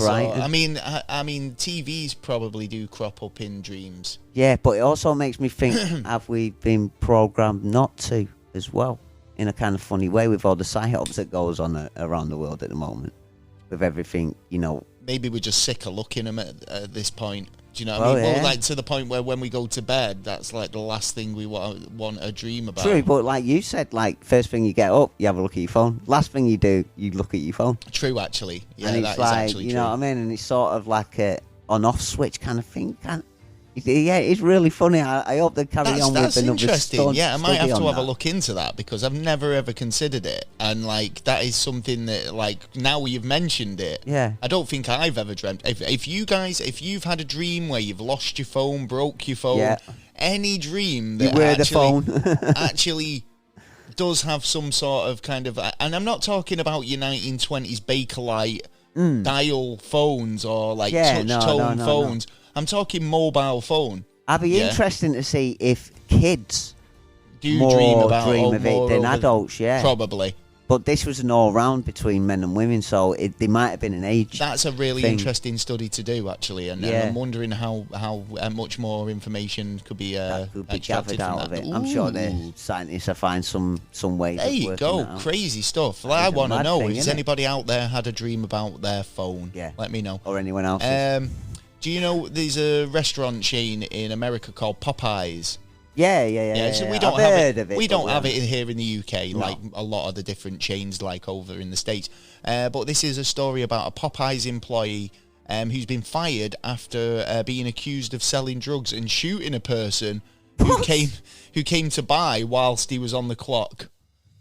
Oh, so, you know what I mean? That's a bit over the top, isn't it? I mean, like the authorities said that he was selling drugs whilst working and then shot someone during a drug exchange that went wrong whilst working over the counter at Popeyes. Jesus. So, I mean, it's like, I know having a side hustle these days is important. Yeah. I know. But, I mean, it's like, you need to kind of somewhere. Time and a place, innit? There is. But deputies said that the employee identified as Yardel Gonzalez was selling marijuana whilst he was on the clock. I mean, he was selling weed. Do you know what I mean? If you were selling something harsher, then I'd go, yeah. At the end of the day, man, if it's weed, right? Yeah. Why did a gun get involved? Why did somebody have to pull a... I mean, it's a deal, isn't it? It doesn't matter. It doesn't matter how much weed was involved. I mean, it was like, why the thingy, but it just... Why do things get taken way too far? Well, yeah. And that kind of... True. That's an interesting one, considering that, like, weed's... readily available in the United States now in a lot of states. You're so why was this guy selling weed over the counter at a Popeyes? Yeah, anyway. That might be his prescription, and he's selling his prescription on because he don't want to smoke weed anymore, and he just needs the money more. Yeah, potentially. Yeah. And then it's just that with a gang and the deal went wrong a bit. Well, it just made me think, because, like, does this kind of, like, strengthen the case for more states in the United States and the UK and other places to decriminalize? Because, like, since I think a lot of states will kind of like testify to the fact that that sort of crime has gone down, drastically, if not eradicated it, since dispensaries have been in operation. So if that was a state that doesn't have that weed law yet, potentially it might be something that they might need to look at, because, like, if these crimes are still going on where somebody is injured or killed because of a marijuana deal that went wrong, then surely having a safer environment to be able to purchase these things, or, a dispensary would be a better idea. It's not... like I say, it takes that criminal aspect off the street. Do you know what I mean? And I think this is just like, you'll see less and less of these. Now, 5 years ago, this story wouldn't have even made news, because it was an everyday occurrence. But now, because of so many dispensaries in the United States, a weed deal that went wrong is actually newsworthy. Do you know what I mean? Like, so I don't know. It's a bit of a kind of a contrast is what I'm thinking at. Right, anyway. I So, agree. What do you think, guys? Do you think like these types of crimes are a wake-up call to just get everybody like on the same page now? Or does it strengthen the argument against making it illegal again? I don't know. No, I don't think you should make it illegal again. No, I'm just asking the both sides of the question, isn't it, really? Yeah. Have you seen anything else in the news that you want to talk about?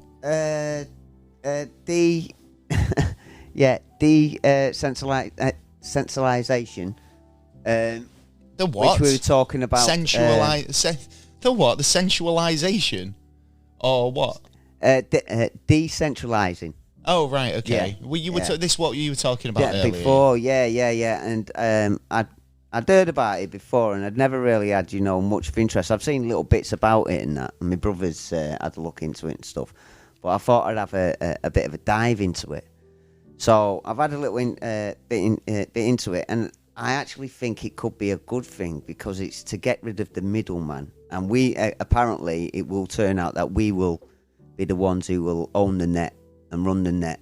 Any contracts you have with companies or anything like that, instead of them putting the terms and conditions down, you put the terms and conditions down. Well, does that not mean we all have to be fluent in terms and conditions, and then if nobody does actually bother, then that means they're free to do whatever they want? Well, it depends on the terms and conditions. If someone's going to be... I can make up my own terms and conditions. Yeah, you can make your terms and conditions up on... You can, like if a doctor decides you need a certain pill, you can decide, no, I don't. I need earthly kind of I don't buy like that. That you can't do that. At the end of the day, yeah. So you can turn around and go, I disagree with a medical professional just because I can. Yeah. Well, yeah, because they're still in the only practice. Yeah, but they've still trained for many years to get to the point where they are learned enough to be able to prescribe you this, that, and the other. At the end of the day, yeah, because. This is the thing at the moment. People think they know better. Yeah, right. There's a certain thing where it's like, there's a natural a condition where people believe that they know better than everyone else. Yeah, right. They'll watch a fucking YouTube video on it and then believe that they know better than somebody who's studied that for 10 years. Yeah? Oh, yeah. I don't believe that is true. I don't believe you do know what's better for you. Yeah, because that person has fucking got experience, he's seen it before, yeah, right? Now, fair enough, not all doctors are going to get it bang on. They might misdiagnose you, right? And that's why people have always said since the dawn time, it's always good to have a second opinion. The third biggest killer the doctors.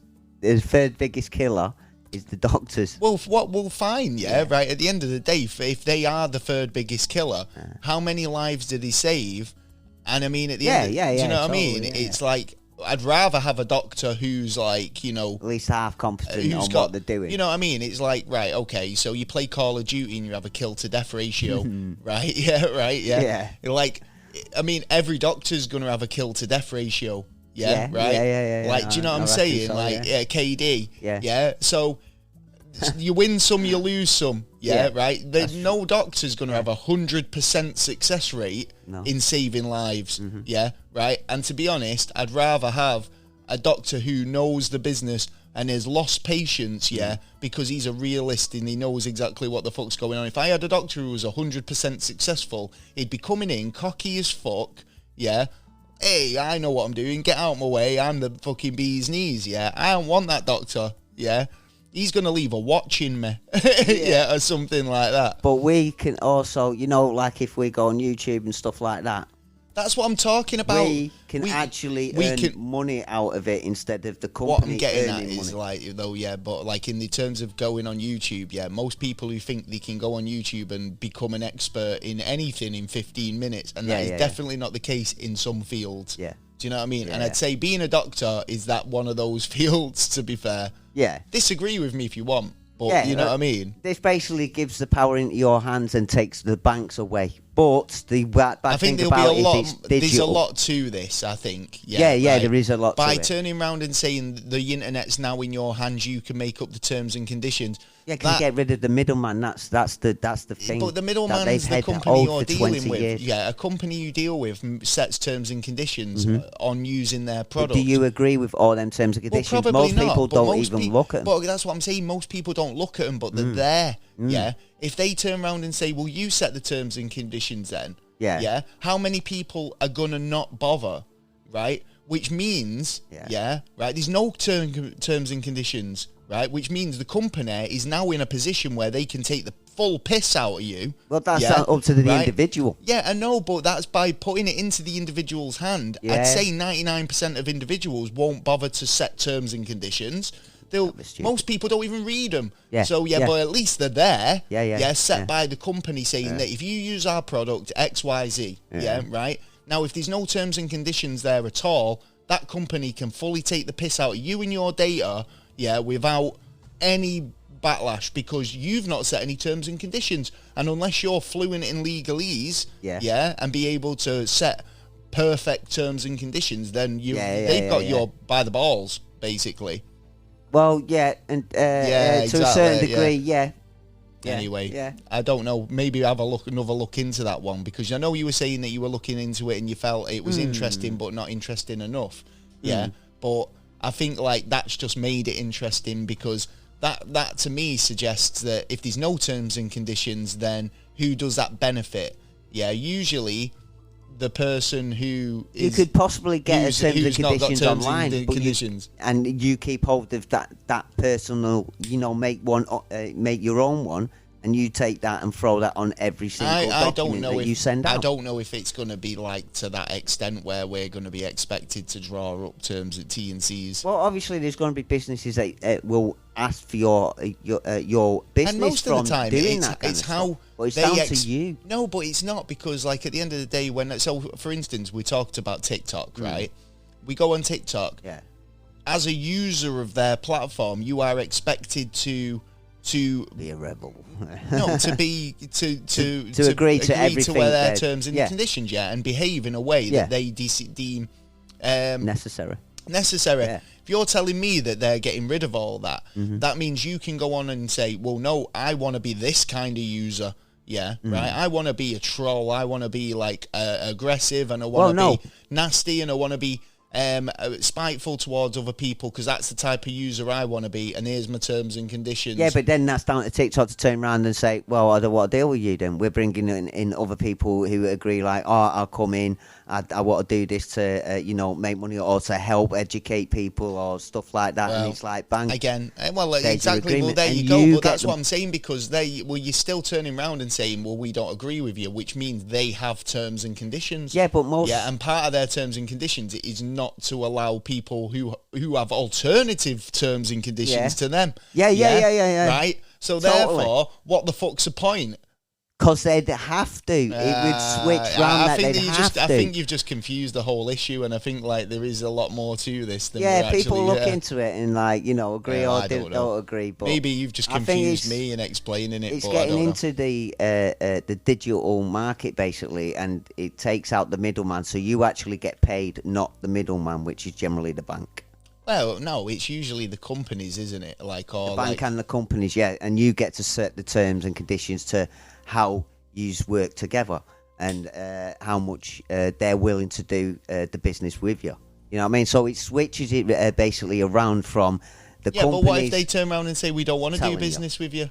Well, then they will lose business. And you can always go to somewhere else which will have a better and, a more agreeable options flexible, that you. Flexible T&Cs. Because how many businesses have you gone to and gone, I didn't like that in the terms and conditions, can you take that out? If anyone's not switched off at this point because they don't have a fucking clue what we're talking about, I'm about to. Anyway, right, here's a better story. Well, here's another story. A motorist was fined after he was stopped when a dog was seen behind the wheel of a speeding car.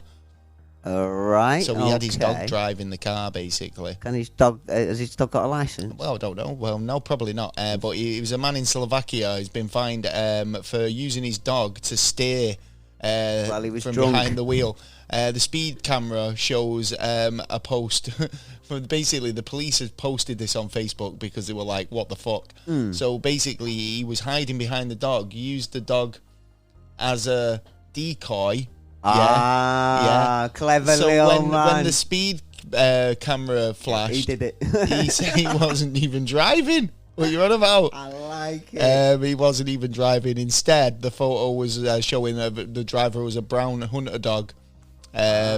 Was smiling beautifully Wanting into rabbits the camera. in his car. I was loving life. It was like, yes, check me driving this car. Well, have you heard about these new little speed cameras that are coming out now? No. Right, well, in Britain, they're looking at, I think it was Sweden, the country that developed, the speed cameras. Well, thanks, Sweden. They developed a smaller Neutral one. my ass. You just fucked us all off there. Exactly.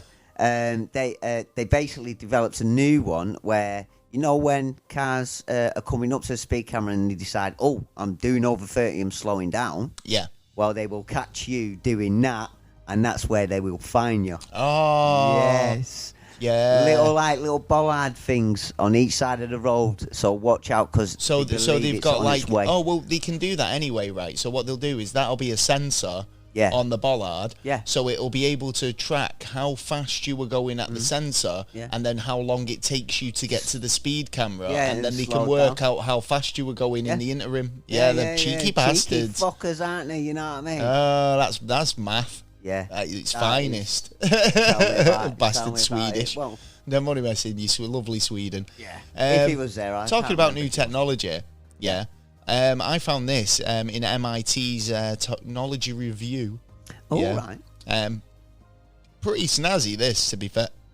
It's a wearable exoskeleton. Oh, God, I'm hiccuping. Oh.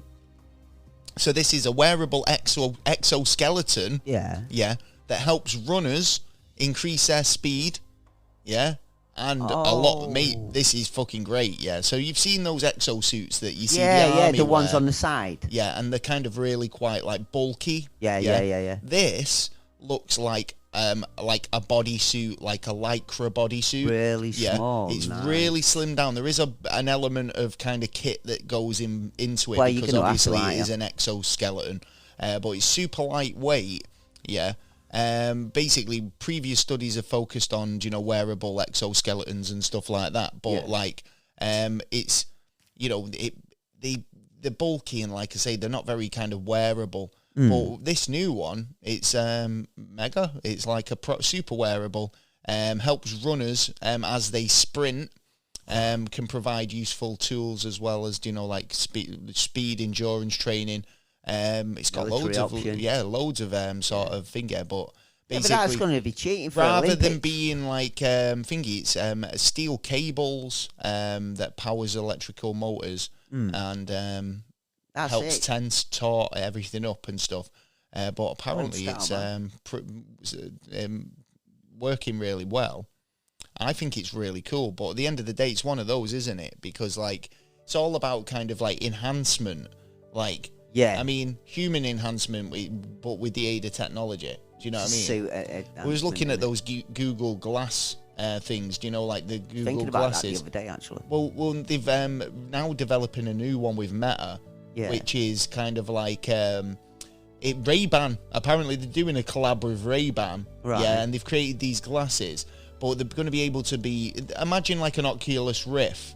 Yeah. It's like it brings AI into the real world. So whereas AI doesn't normally have any context, for the first time ever, these AI glasses are going to be able to see, hear, feel, like not feel, but basically see what humans see in the real world. Yeah, right. So it's going to have access to data that it never had access to, like mainly context. So it's going to learn. And it's going to learn a lot faster from our perspective.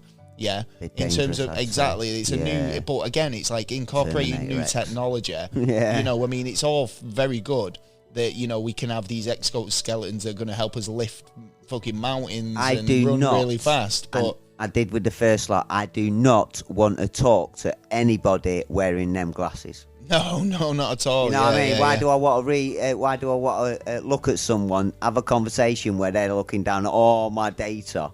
And of course, finding everything out before he even gets out my mouth, and then your question dating me profile and everything like that flashing up. And it's like, so I mean, wearable technology is coming on, but I mean, like I thought that they were really cool because, like I say, they've managed to slim that stuff right down now. You know what I mean? And it's only going to get like to the point where you won't even know if you're wearing one or not. Well, yeah. Like well, say, that's you're what part they want, robot, aren't you? Can download all your gator whilst running away really fast. Yeah, it's going to be a weird world if it carries on going the way it's going. Oh man, talk about weird world. Yeah. So what exotic pet would you have if you could have a pet? If you could have any animal as a pet, what would you have? Well, it's got to be like either the tiger or a crocodile. A tiger, yeah. You see, I see Mike Tyson with his big tiger, I think, having a wrestle with that on the couch, like, hey. Well, look what happened to them two. Break my arms. Guys who did it. Well, this is it, isn't it? Right. I mean, a tiger's probably a pretty common answer as well. Most people would want a tiger. They look cuddly. Most tigers are actually owned by private owners. I can imagine in the wild. Yeah. Well, I've got a story here about a Texas couple who've been arrested for trying to sell a baby jaguar. Oh. Yeah, out of a parking lot. Yeah, so out of the back of a car, basically. Yeah. Oh my. So this couple have been recently attempting to sell jaguar cubs. But an undercover agent got involved and was able to arrest them. So well done. I mean, exotic pets, I mean, they sound great, but I mean, there's so many. This is why there's so many big cats, I think, roaming England. Because they were pets and they've been let loose. Let loose, yeah. But the Texas couple have been arrested of wildlife trafficking.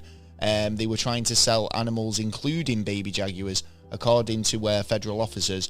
The case was reported first in 2002, but basically, they've just been done in a sting operation. They were selling the cubs up to $7,500 from the back of a pickup truck, for fuck's sake. Do you know what I mean? You know, the sickening thing that is on this story is, like generally on this kind of story, is that they go to court, they probably get a £20,000 fine, like a slap on the wrist, don't do it again, or maybe a little jail time, like maybe 6 months. Well, it should be a little bit more. Hopefully they'll get a bit more. £100,000 or like. Well, the couple could face 5 years in prison, federal prison, and a possible $20,000 fine. So it should be a lot more than that. But then that's if convicted. Yeah. So they still got to go through all that yet. So I'm sure I'll have a look at that story again in the future. Yeah. Have you heard what Cher's been accused of? Being a man. No, not on this occasion. But Cher's now being accused of hiring a hitman type dude to kidnap her son. Oh shit! Her son's pissed her off. I know, much. Oh, I mean, fucking hell, Cher. Yeah, just kick him out of the house. Just kick him out, exactly. Cher's been accused of hiring a man to kidnap her son from a hotel where he was staying with his wife last year. Court documents have been filed against Elijah Blue, Almond's wife. According to them, there was 4 men removed from his New York hotel room on his anniversary in 2002.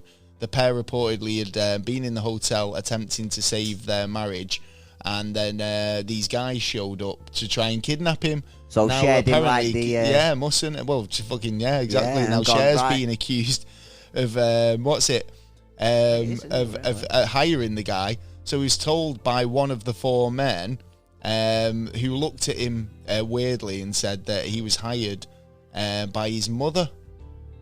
Fucking hell. So fucking hell, mate. What's Cher up to? Yeah, but could the guy be just lying? Well, I mean, of course, yeah, exactly.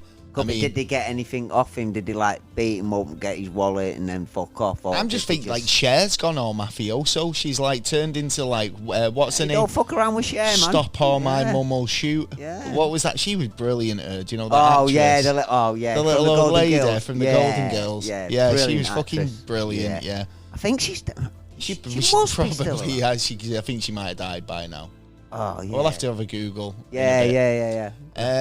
Any more news you've got? I've got a couple more stories before we get into NASA. For the last couple of years, in South Africa, off the coast, sharks had been disappearing. The Meg? Yeah. The Meg's been getting them.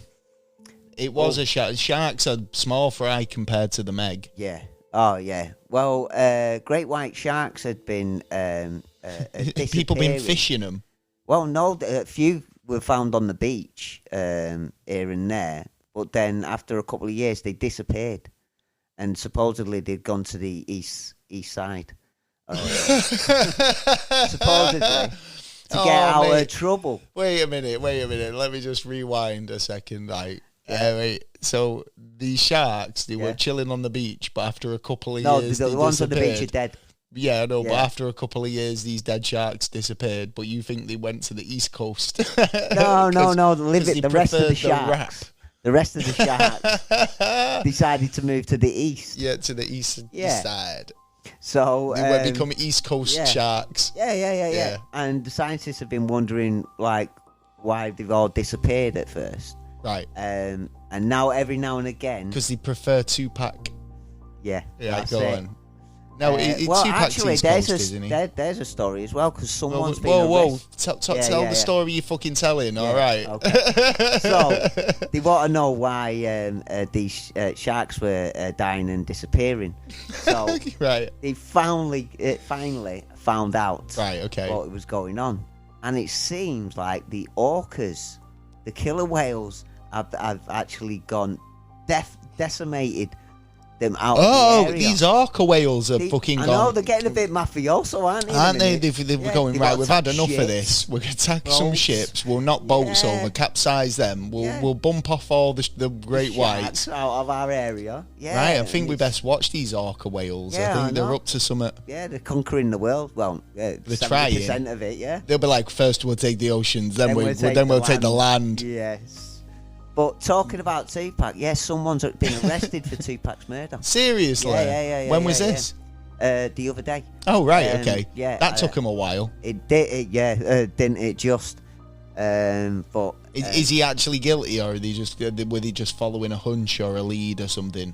Well, I want to know how it's taken nearly 20 years. I think it's actually more than 20 years now. To get a result. Yeah, exactly. And are they going to do the same thing for Biggie Smalls as well? Because Biggie Smalls' murder wasn't resolved. Yeah, but at least they're still looking into it. Hopefully obviously, I'm sure they'll keep looking into these things. I mean, if they get a fresh lead on things, they probably have to, wouldn't they? Yeah. Maybe it's like evidence that's just come up, and that's what's led to it, and that's why it's taken so long. Yeah. But who knows? Or someone's opened their mouth. So someone's finally opened the mouth. But at the end of the day, it's like things like that will only stay quiet for so long. Yeah. You know I've heard so many rappers turn around and state that they know who did it. Again, it's like when it all becomes like legend, then it's what's true and what's not. You can all have like theories. But one of those theories could be the exact truth, but you don't know because there's so many. Well, we only talked about them too, but there was actually around that time there was 8 more people, singers that were died at the same time. I've got this story here, about a Birmingham PhD student, who's just been found guilty of using university equipment, 3D printers, to build a kamikaze drone. Oh shit! Yeah. He's a university PhD student. Man, he had like education, man. The kid could have done stuff, but he didn't. He used it to build a drone. The student had been found guilty on using 3D printers and so he's at home for building. So he wasn't university property after all. He was using them to build kamikaze drones designed to deliver explosive warheads of chemical weapons. Oh shit! So he must have had some kind of. They must have had some like material to actually be able to charge him with that. Well, he did a 5-week trial at Birmingham Crown Court, and then was convicted of a single count of engineering and creating contributing to terrorist act. But he was basically banished. Was remanded in custody and told that he could face a life term. When he was sentenced on the 27th of November last year. But God fucking hell. Do you know what I mean? That was just for using his techno skills. He knew what he was doing, like engineering wise. For nefarious purposes. Do you know what I mean? It's like at the end of the day. Do you know what I mean? It comes a question now though. Was he doing it for terrorist purposes, or was he doing it for other reasons? Well, why would you design anything like that? Well, yeah, but some people who are bored and have. I just want to know if I could. Yeah. Well, you know what I mean, like, there's knowing that you can and not. Yeah, right. And then just trying to be like, I mean, there was a court case for 5 weeks. Yeah. Do you not think that would have been one of the questions?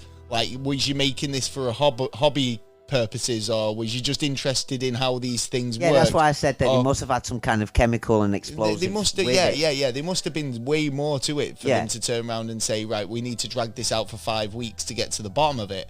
So, like, at the end of the day, he was charged with 1 count, of terrorism. So he was obviously up to something. And I think that would have come out in the court case, what the actual purpose of these devices were. And stuff like that.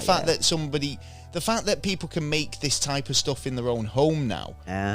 We were having a conversation about plastic 3D printed weapons, guns. Ghost guns. And how, like, now guns are more available than they ever have been. And people who've been blacklisted off gun registries can now get hold of them gun anyway, without even needing to be on there. And there's literally nothing to trace those guns back to anyone.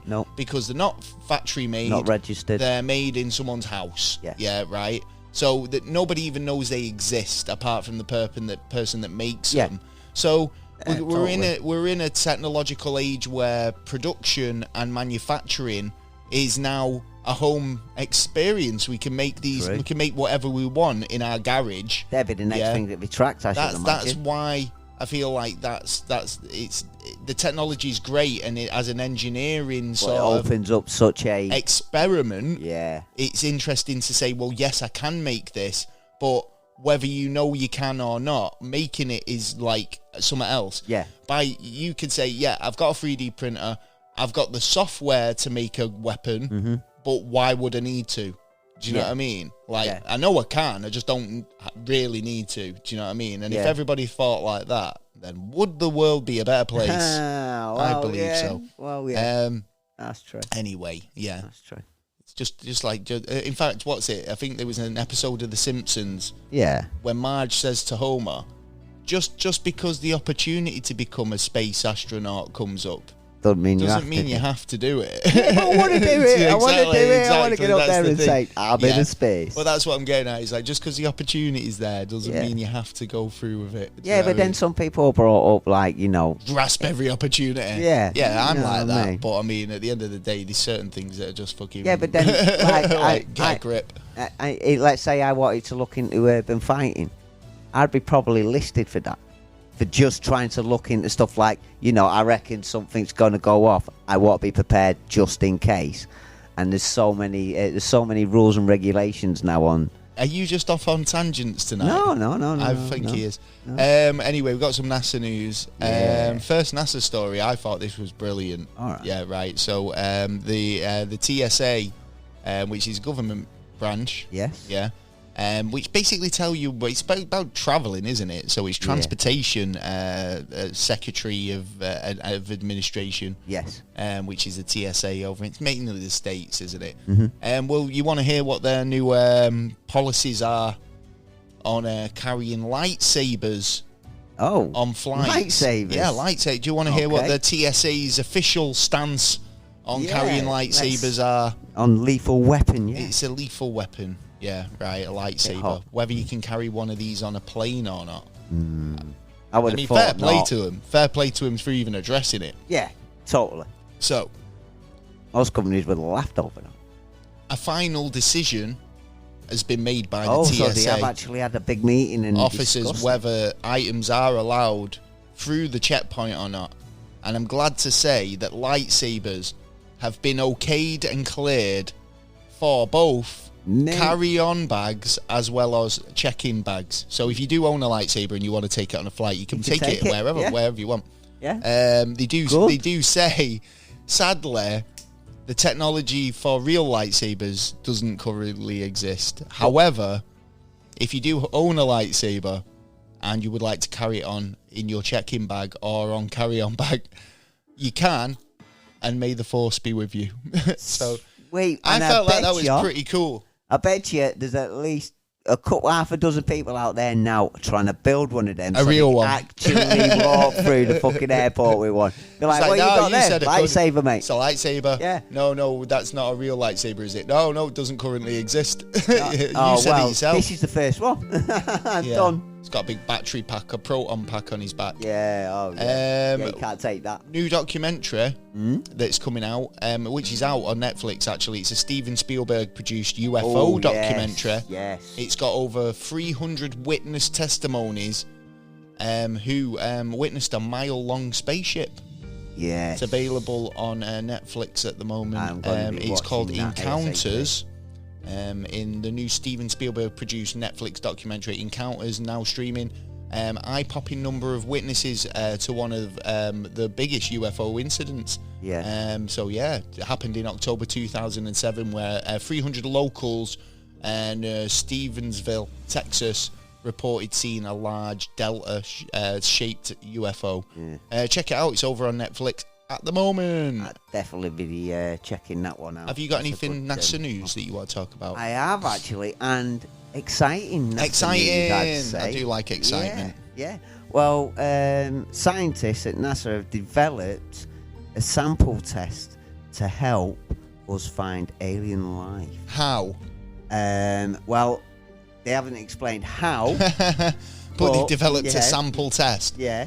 But that says everything, doesn't it? 90% accurate, and even better. Well, if it was 90% accurate and they've developed the test, surely they've done the test to know it was 90% accurate, which means they've already found life. You know what? I'd totally agree with you on there that you go. one. You can't even argue with that. Totally agree with you. You can't even argue with that. You know what's funny as well? What? They've just found life. SAM, which is the instrument, the sample analyzer on Mars, on one of the rovers, can do that test today. Ah, right, okay. So like you said, yeah, they found that. And if you remember last week, we were talking about that planet possibly might have found a little bit of life on, or it might have been a week before, on Mars. Just a little bit of life. Yeah. We just got a little bit of life. You reckon that we actually, when we landed there, we destroyed life? You know, small little, yeah. Well, that was gonna kind of. Well, we just destroyed a spoonful of life. We didn't. Yeah. I mean, obviously, it's like, you know what I mean.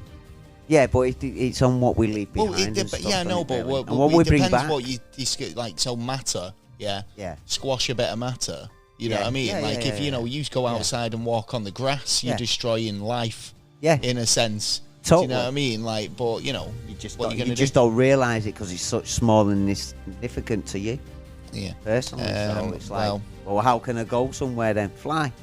Get some wings, fly. Fly me to the moon and let me. Have we got any more NASA news, or is that everything? That's it for me. Well, I think that's it for the show this week. Yeah. Yeah, we'll be back next week for another exciting episode, another rip-roaring episode. Yeah. I hope you've enjoyed this week's.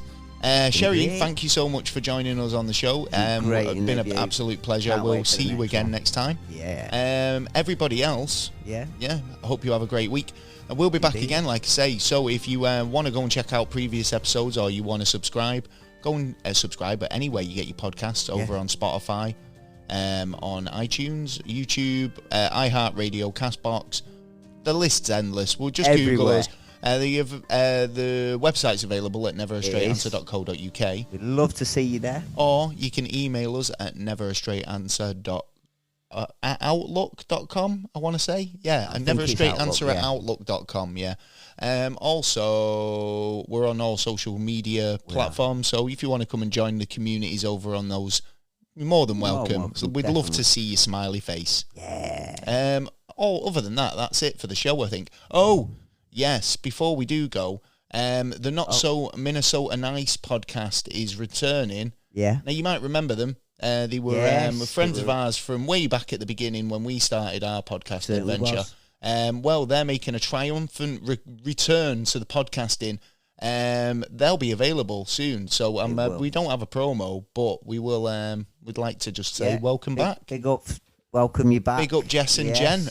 If you want to go and check those out, please and listen to their unique blend of comedy and hilarity. Yeah, life hilarity. Then that'll be available. New episodes very soon, but they do have old episodes you can check out at Not So Minnesota Nice podcast. There you go. I feel like I've done my bit. There is one other thing. Oh, go on then.